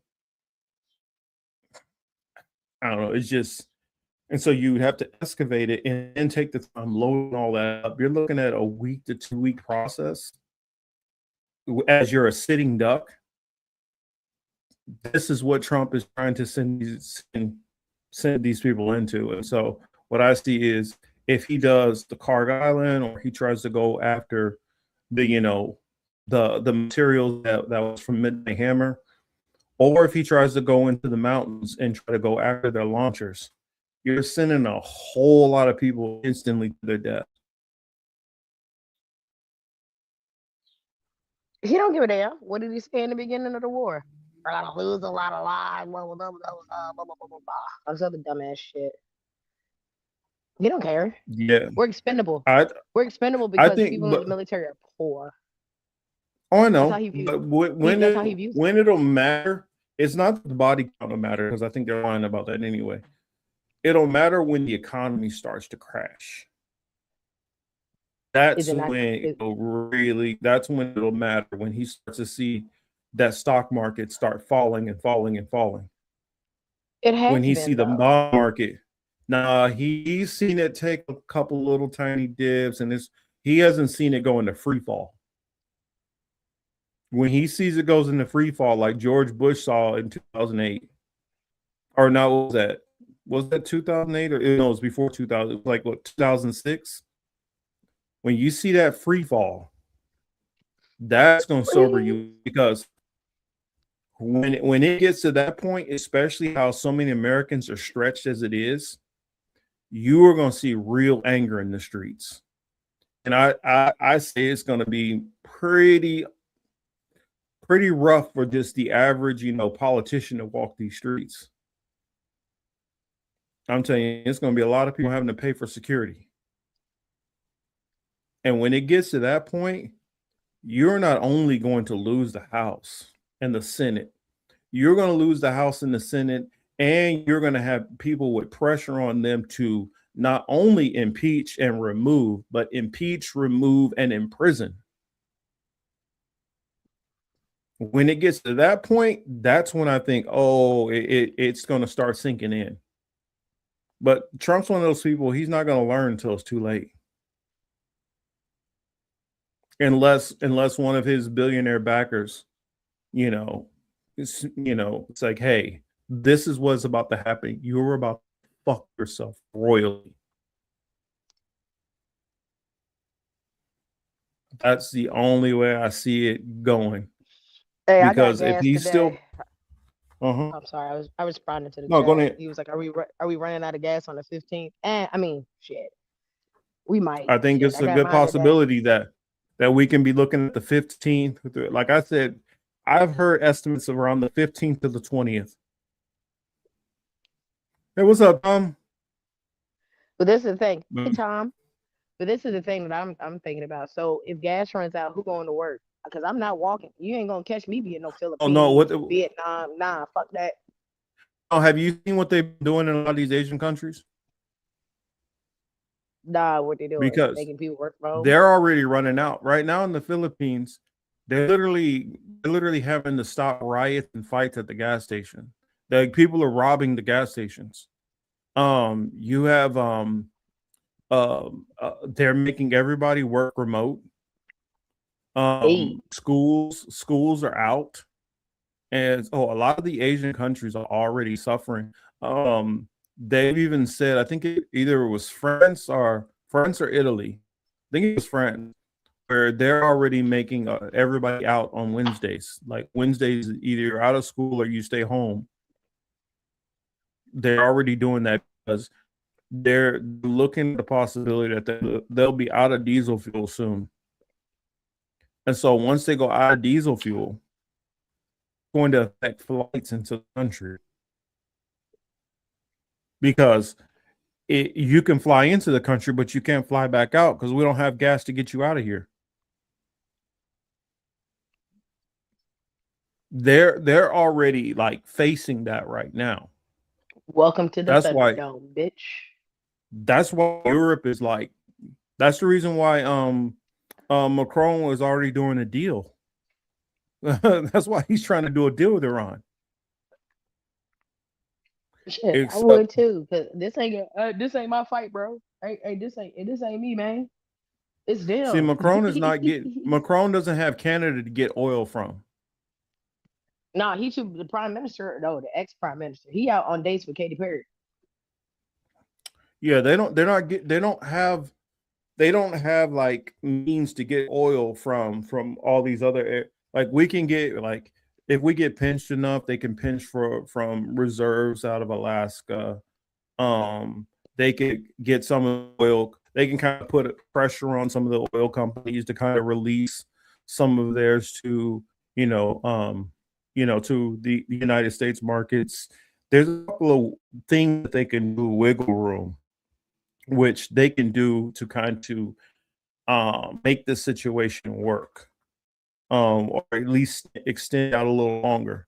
But one play they've already used is they've already used their global reserves. They've already introduced that into the market. So that's supposed to be your emergency break, in case things are getting bad. And so we could see a situation like the 70s where it's like, hey, everybody with these last names get gas on these days, and everybody with these last names get gas on these days. Oh, I agree, Tom. We definitely could use hemp fuel. We should be using hemp for a lot more things, but because we're so captivated, and I say this country is captivated with the oil barons, they won't allow that. And the reason why is they've been getting along and making money on oil. And the only reason why they would switch up and do anything different like they've done with the electric and stuff is because people have made it a priority. So now they're like, hey, we're going to ban all this shit until we get ahead of the market and we control the electrics. And that's the same thing they would do with hemp. They would hold it back and say, no, this shit's going to stay illegal until we can figure out our version of hemp. They did the same thing with ethanol.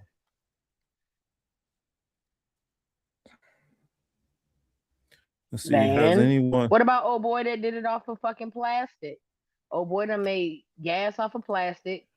Come on now. But if they showed like that if he was out there selling this at a point where it started to affect any profits, what they will do is they will either make his invention illegal, they'll shelve it, and then they will reverse engineer it, because back in the day they would have just bumped him off. Now what they do is they make his stuff illegal, they shelve it, they reverse engineer it, and once they come out with their version of it, then they'll legalize it after they've already got patents and all that on there. That's the same thing they did. There was a documentary during the fucking prohibition. Well, what they did with alcohol, because they realized like the engines were able to operate off of a lot of the alcohol that was made just in general off of the farms and stuff. They that's when they put they put lead in it. And that's when you start having the lead unlead later on. They made it so that, okay, now you can't make an oil that will work perfectly fine for the engine and the multi-purpose. Like the documentary Who Killed the Electric Car, once they found out that this electric car was actually starting to cut into profits for the oil company, and they saw if somebody came out with a better battery and better batteries and technology, eventually this will start to threaten us. Well, they got George Bush to make it illegal, take all the electric cars back, and until they worked out a version for themselves. And now you had what in the early probably 10 years after that happened, you start having companies come out with these EVs. So that's how I see it. No matter who has another solution, if that solution doesn't work through the major oil companies first, they're going to make it illegal. Then they're going to confiscate your idea. They're going to reverse engineer it. They're going to patent it. And then they're going to make some version of it out of their company. And then after they're already selling it perfectly fine, then they'll release your idea when it's worthless and give it back to you.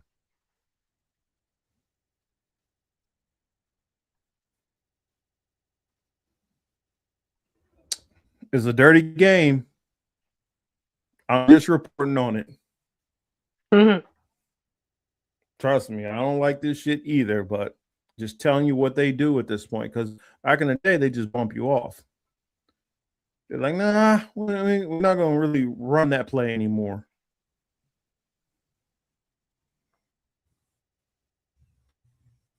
Oh, I completely agree with you, Tom. I completely agree.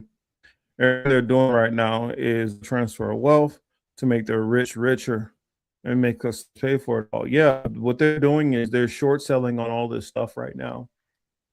Now, the only thing the biggest error I see in their plan and what they're doing is they're short-sighted. By short selling on this and doing all that, I don't think that they're truly appreciating the situation that they're putting the whole world in right now with Iran. I don't think they understand it. Because I remember I used to have this mindset that the leads, the power players, they're all playing 50-degree chess and all that. And I realized they're not. Really not. Those people who did think like that, they're gone. They're gone, and they passed it down to their dumb spoiled kids who thinks that the party's going to go on forever. Well, yeah, I don't think they care because they got enough money that they're going to be able to live through it all, even if everything collapses. I definitely agree with you there, Tom. Yeah. And what they don't realize is when you went around the world making so many enemies for so long, when everything falls down, you're going to have a whole lot of pitchforks coming for you. And some billionaires understand that, and they keep trying to, hey, let's toss a little bit to the plebs. Let's because they know what's going to happen.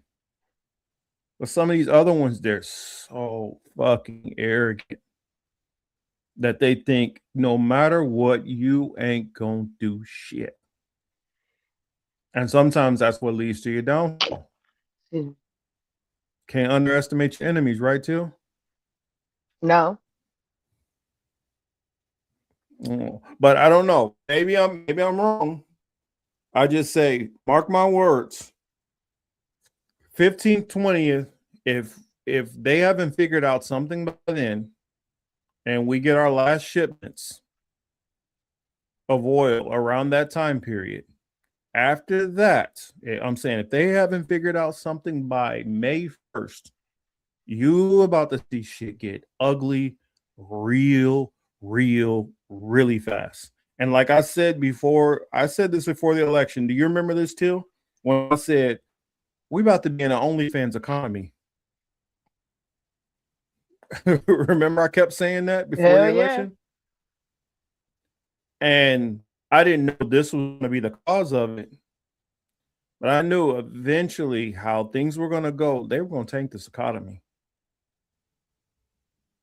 Because the one thing I learned living in a place where you don't have that balance, you don't have that balance of the parties stopping each other from their worst instincts.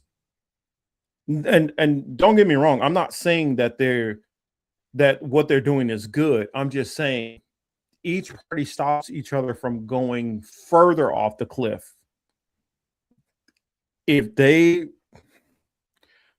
in fact, if you guys don't believe me, look up Sam Brownback, and they call it the Kansas experiment. And You had a Republican governor, all Republican Senate, and a supermajority in the House. And they almost bankrupted the whole state. You literally had Republicans who are like, no. We got to vote these Republicans out of power. Kind of like what you're saying right now. The only thing is they were able to see the error of their ways soon enough and start fixing things. And I'm not saying that, oh, well, just the blue, that just makes it all great because I'm team blue. I'm not saying that. They knew this ideology, what these people who are in power want, is fun for everybody. And so that's what they did now. So in Kansas, you have a split government. You got a Democrat for a governor. You have I want to say the House is like a slight margin blue to the Democrats, and then the House is red. And they've been able to, now they don't get along on what is it, social issues. I mean, they got their differences on that kind of stuff. But when it comes to the economics right now, Kansas is doing better than they've been doing in a very long. I mean, they're doing is probably the best they've been doing since Kathleen Sebelius, probably like 15 years ago. They went from almost being bankrupt as a state to like now firing on all engines and getting even better. So I'm just saying that with Trump, I feel like he's done so much damage to like things on. I think there's a lot of things that people don't realize that have been damaged. And when I was on the whole against Trump, and a lot of people was like, oh, you're picking 11 two evils. Well, sometimes it comes down to it. You don't have a choice. Would you pick getting beat up really bad or dead? Sometimes that's the choice. Sometimes it's better to just get beat up really bad and live another day and survive after that. But I knew that this time around was going to be reckless and dangerous, and here we are. And when you have people who are in power who just don't understand, they don't understand the danger of some of their decisions. Like I'm saying, right now, if you want to say that I'm making it a Republican versus Democrat thing, no, I will take the Bush administration right now in a heartbeat over this administration.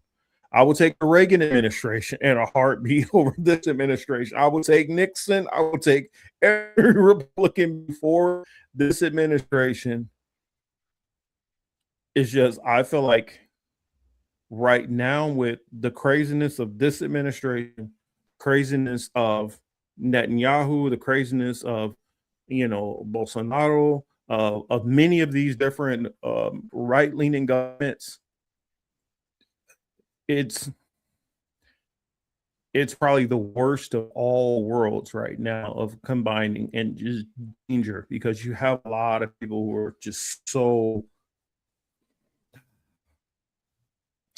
Chris Say says a lot of people who were anti-EDS who defended Trump are also fell for the lesser two evils. Now, what my thing was, I wasn't even worried about the lesser two evils. I'm somebody who studied Trump. I've studied Trump for years. I remember being a teenager and buying his book because I thought he was like this brilliant businessman. And I realized this dude is a fucking idiot. He is a fucking idiot. I thought he was entertaining when I used to watch his show, The Apprentice, and I watched most of The Apprentice. I thought he was very entertaining. But I also knew I would never want this guy to run anything. And it just blew my mind how many people ignored all the negative press this dude has had for all the years. And I'm talking about, this ain't a Republican or Democratic thing, because he was at that time looked at as a Democrat. We knew this guy was horrible back then. We knew this guy bankrupted tons of businesses. We knew this guy had all of these different cases and allegations against him, of him not paying workers, about hiring illegal workers, about not paying them, about, sexual assault charges. I mean, this dude had a litany of things going against him. And I was like, y'all really thought this guy, a TV businessman, was going to be a smart business choice? Wow. And then people turn around right now and say, this was the biggest bait and switch and con job ever. It's like, anybody who is over 35 and you say that shit, you need to taste slap the fuck out of your mouth for saying that. Anybody who did not grow up watching this dude be a dumbass for years, how the fuck can you turn around and act like you didn't know what the fuck he was going to do? That's like saying George Bush, who he bankrupted the oil company. He almost bankrupted the Texas Rangers. You didn't think this guy was going to get in office and be a fucking idiot?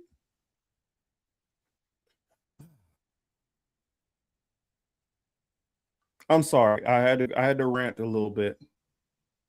I don't know. Till, you got anything? Nah. I said my piece today. Or a response to anything I said there? Tell me if I'm out of line.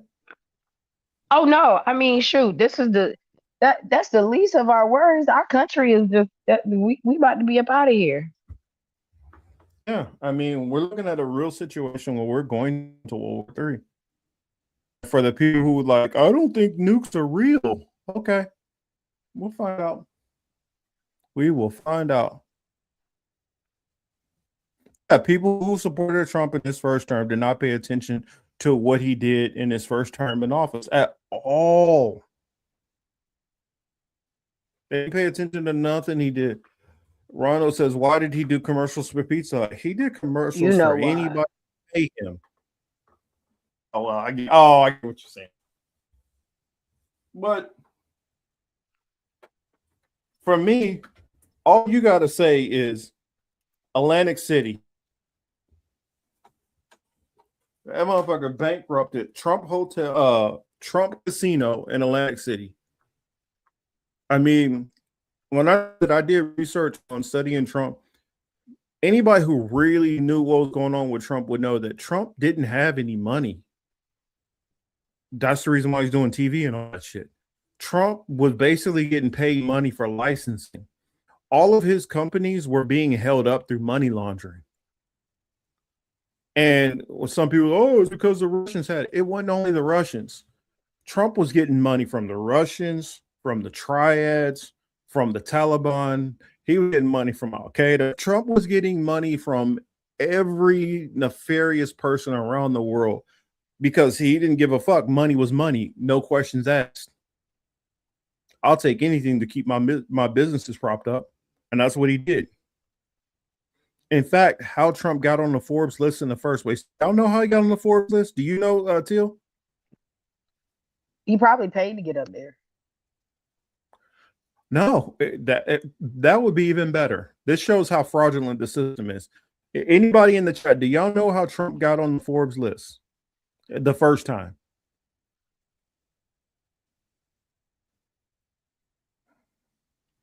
I don't see anybody saying anything. Nope. So I'm guessing nobody knows. What Trump did was Trump was first trying to get a loan to try to buy some property. And then this was some real estate property that he got information, he got a tip from one of the other real estate investors' wives, because Trump used to like to, pillow talk with all these dudes' wives. Jeez. And so all the big tycoons, they was buying all the big shit. And little properties, they're like, that's an interesting one, but I don't want that one.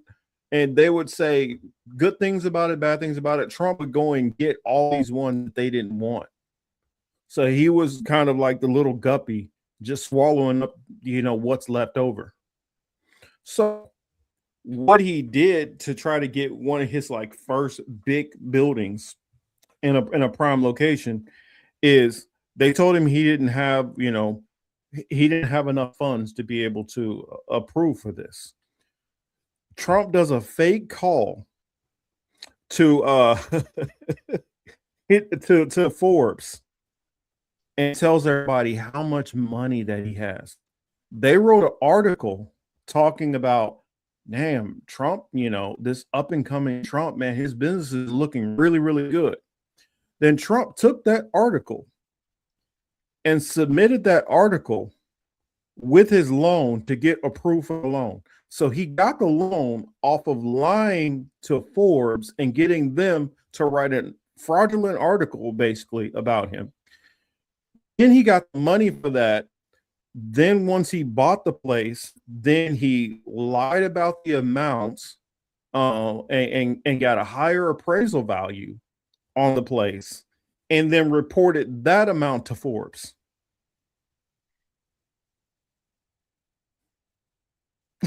Did you follow all that too? Yes. So he started off jump being a con man. And this is how dude has ran business his whole life. From a mentor who was a lawyer for the freaking mob.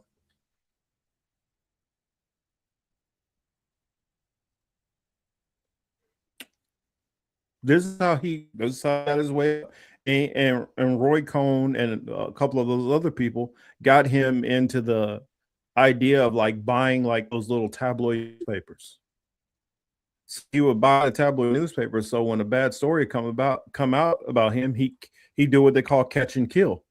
Take the story, whatever, and it gets thrown into a box, into a safe somewhere, and nobody ever hears anything else about the story. This was in the 70s when he did that part. This was, I want to say, late 70s or early 80s when he did the whole lying to Forbes. And then from there, he had numerous cases about fraudulent dealings, about lying about appraisal amounts. He had lawsuits about not wanting to lease to Black people. He had cases about, hiring undocumented workers and then firing them, and they try to take a case against him, and he would basically not pay them because he felt like, well, they're undocumented, so they're not here legally anyway. And that's what his career is consisted of. Hiring people, firing people, not paying them, and basically getting free work. Lying and manipulate. Like he'd buy a property for, $780,000. Then he'd change like 2 walls in there, costing him maybe $10,000, and then turn around and say that place was $3 million. It's funny you said that, Tom. They brought that up earlier about Roy Cohn was tapping his ass. That's why his dad sent him off to military school. And I'm like, I don't know if it's true, but I would probably bet on it. I mean, if there was a way we can go back into a time machine and it would go back to that point and you'd be able to see it, I have no doubt in my mind that you guys are 100% accurate when you say that. So apparently elements of the mob tried to work with him, but he was too slippery for them. No, he's laundered money for the mob, but they would never, because the one thing he only messed with the money laundering part. He never got into the actual, like, the moving of any kind of, I've never seen any evidence of the actual prostitution, guns, drugs, any of that stuff directly. It's always just been on the money laundering side. So that's as far as they would go with him. They would invest in his properties. And if you didn't see, he was still doing that same kind of stuff in his first term. Remember right after he got elected and you had all of these Saudi billionaires and UAE billionaires who were renting a whole bunch of hotels in his place and Trump Towers. That was a way to money launder. And that's what this man has done most of his career. It's money laundering.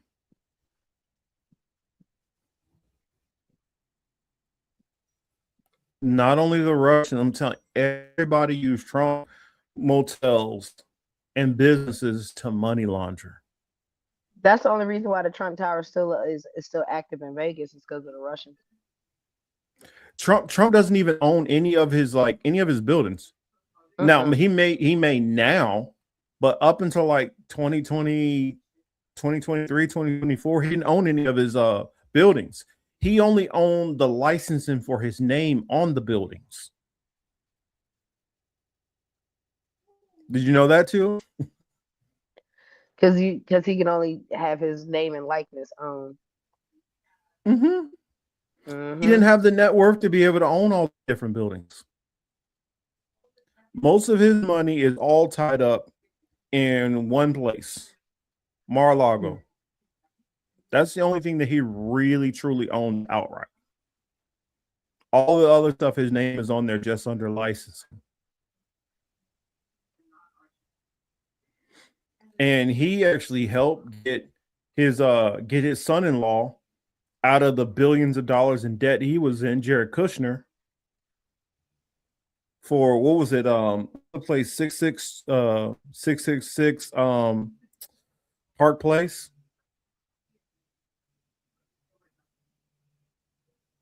That's why in his first term he worked at a multi-billion-dollar deal. That's what I'm saying. This is the most corrupt administration ever. Like there was a time under the Teapot Dome scandal where the whole government was corrupt, like massively, which you can make an argument that the whole government is still corrupt. The difference is now they've made laws to insulate themselves. So technically they're, air quotes, technically they're not corrupt. Like you couldn't really hit them with anything legally for corruptions, nothing like smaller stuff. Whereas back then in the day, before like Citizens United and all that, you could make an argument that, it was a lot more corrupt, because under the law, they were, outright breaking the law. Well, I guess I've ranted quite a bit. Interested to see what happens after next week, because what's the date? The date is what? The 12th. The 15th will come throughout this week, and then we should see what happens after that on the other side of it. If those last barrels of oil come in or not, what happens from there? Because like I was trying to explain earlier, even if the United States has some supply in, and technically the United States has some, but they don't have as much as people would think, because just because you have a bunch of oil companies here does not mean that's America's oil. That's the oil company's oil. That's separate. Even when they were talking about, the drill baby drill in the Dakota pipeline, that pipeline, the oil went all the way from the Dakotas and didn't actually hit. When it actually hit, coming out, it came out into the Gulf and the international waters. So therefore, it has nothing to do with America. It's not America's money. It's all the oil companies' money. And so if the oil companies decide that they want to help out, they could, but at the same time, why would they want to when they make more money off of us charging more money? You see what I'm saying? This man is working. Like, I heard people online and they were like, oh, they were trying to cope. They say, if Kamala would have been in, she would have did this too. She wasn't. Who would completely destroy their presidency this easily? Every president before this. Biden told Netanyahu, hell no, I'm not doing that shit. Fuck that. I'll do a lot for you, but I'm not doing that. Obama, hell no, I'm not doing that shit. Bush, hell no, I'm not doing that shit. Carter, hell no, I'm not doing that shit. Reagan, even Reagan was like, no. No, in fact, Reagan is the last president that actually pushed back on the Israelis. Like, no, you need to fucking calm that shit down. We're not doing all this. They were just waiting for somebody who they can manipulate. And I honestly think the whole Venezuela thing wasn't even about Venezuela. Maybe it was about, how easily they can go in, decapitate, the leadership in that country, go snatch some oil to make him feel like Iran would be just as simple. because they knew he did. When it comes down to it, most of these presidents don't understand much about foreign policy and how all this stuff works. But they knew of all presidents who don't know, Trump definitely don't know. And he won't care. You can bullshit him. The one thing that I'll give Obama, he did not really fuck with Netanyahu. Yeah, he wasn't a fan of Netanyahu. He did the little bit that he had to do to kind of appease him, because they all have to appease him to a certain degree. But Obama didn't really bend the knee to Netanyahu that hard. He kind of like, hey, man, I'm trying to stay out of that shit. I mean, you do whatever you want to do over there. I'm not going to stop you from doing anything, but I'm not about to help you either. And for the longest, that's been enough for Israel. As long as we don't stop them from doing whatever they do, it's fine. But normally we didn't fucking help them. Now we're helping them do everything. And that's the reason why they're more emboldened and they're going even harder.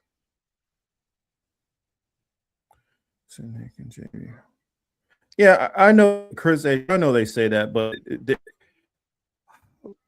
when they say this, I don't know. I don't know if they truly believe that, or if they don't, or if they just don't understand. These politicians have more control and wiggle room than you think they do. There's no literally sitting over their shoulder telling them you will do this or you won't do that. There are people who say, if you don't do this, then we can make sure you don't get reelected, or we'll put money towards your reelection, against your reelection, things like that. But they're not just literally just walking in, hey, you're going to do this tomorrow. It's not how it works. They convince them, they bribe them. That's how it works. They convince, they bribe. That's the reason why Kennedy, they ended up popping him, because they don't have the control. They don't have the control, is not to the level of just walking into the office and telling them it's going to go this way. It's just like, even when it comes to the options of who we have, what they do is they have the ability to make your name look good or make your name look bad, or make sure you don't get in the press, and that's they control how you get in there. They don't literally just, pick somebody and say, you're going to be president. They basically streamline things to make this seems like the best option for you to pick. That's kind of how it works. They promote. They help push people through the ranks. And then through their different media apparatuses, they make this person look like this is the person you should choose. That's all they do, They literally don't have, I've even had to reassess the way I understand some of these things. They don't have the direct control the way we think. They influence, and their influence is very, very powerful, especially since they've been doing it so long. They know how to manipulate this shit. I'm sorry, Till. I'm just talking my ass off. No, you good. I was about to let everybody know I'm about to wrap it up soon. I got to work in the morning. Yeah, I keep forgetting it. It is later for you over there. I'm gonna go ahead and wrap too. Fucking fly, not stay out of my face. Yeah, I don't blame you for questioning the so-called left media spaces. I hear some of these people talk about, well, I'm a foreign policy is my thing, and I'm like, how is foreign policy your thing? How do you know about foreign policy? Because you sat here and read some free books, you watched some stuff on TV. Have you even been to any of these countries? Have you even talked to any of these people in these countries? I mean, what do you know about the history of any of these countries? A lot of these people are just, they watched a couple of videos from this person and that person, and they parrot the same shit, and they think that they know something. But many of these people do. In fact, I'll tell you, no shade to a lot of the left media spaces, but most of these people were only paying attention to foreign policy a couple of years ago. Most of these people only just tried to bone up on foreign policy in the last probably year to 2 years. Whereas You can look back to anything. Like if you ever dug back to my oldest post on like whether that was Twitter or Facebook days or whatever, my focus has been on foreign policy since I got out of the military. So you can find posts on Facebook back to like 2000, 2002, 2003, 2004 of me talking foreign policy back then. And it's funny to me hearing people try to talk like they're experts now because they've just learned what's been going on in Gaza for a couple of years. In fact, I watched one channel, what's her name? Jen Perlman. Like, I remember when she was running for office, I was the one who like really pushed her on her whole Zionism and made her rethink that position. Now, I don't know if she'll give me credit for it, but I watched later on, and that position sure in the hell changed probably about 6-7 months after I'd had a back and forth with her. But you know, I'll leave that there. I'll leave that there. Oh yeah, by the way, why come nobody told me that RBN's kind of broken up? I did not know that shit. I just saw RBN, Revolutionary Blackout. Oh, I didn't even know they had like a big fight and all that stuff. I just saw something about it the other day. But yeah, shoot, yeah, we're approaching almost 4 hours. I'm gonna hop off here. I'm up there keeping till all night long, and I know I need to let my mouth heal up a little bit more. Yeah, I miss that. I mean, I'll catch a short video here and there from like I'll see JB post something, I'll see Nick's hotspots, and I'll see stuff from Sabby, but I don't always have the time to catch their live streams, and so I didn't know until one video popped up into my thread, and it was Nick talking about, you know, why RBN didn't work. And I watched the video, and I guess the last thing I'll say on this, it's kind of crazy.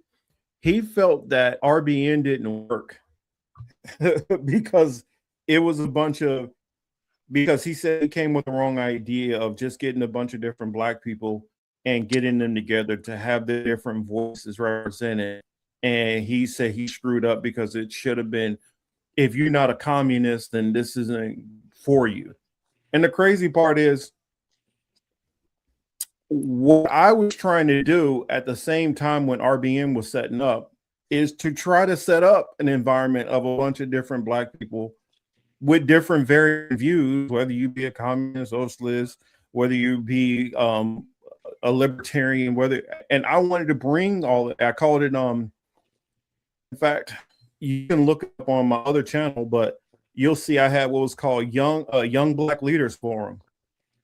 And I was just trying to show those different viewpoints because I believe the black vote is not a monolith, and I wanted to showcase that.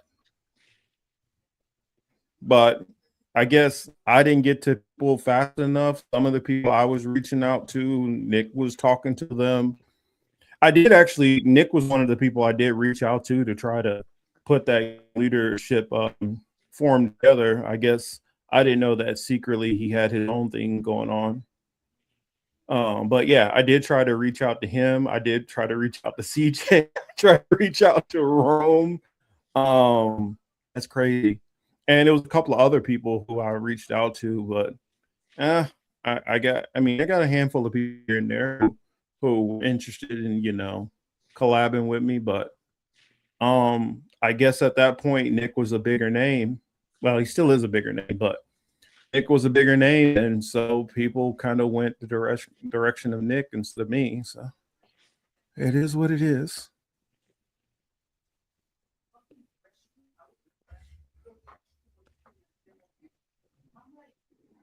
Yeah,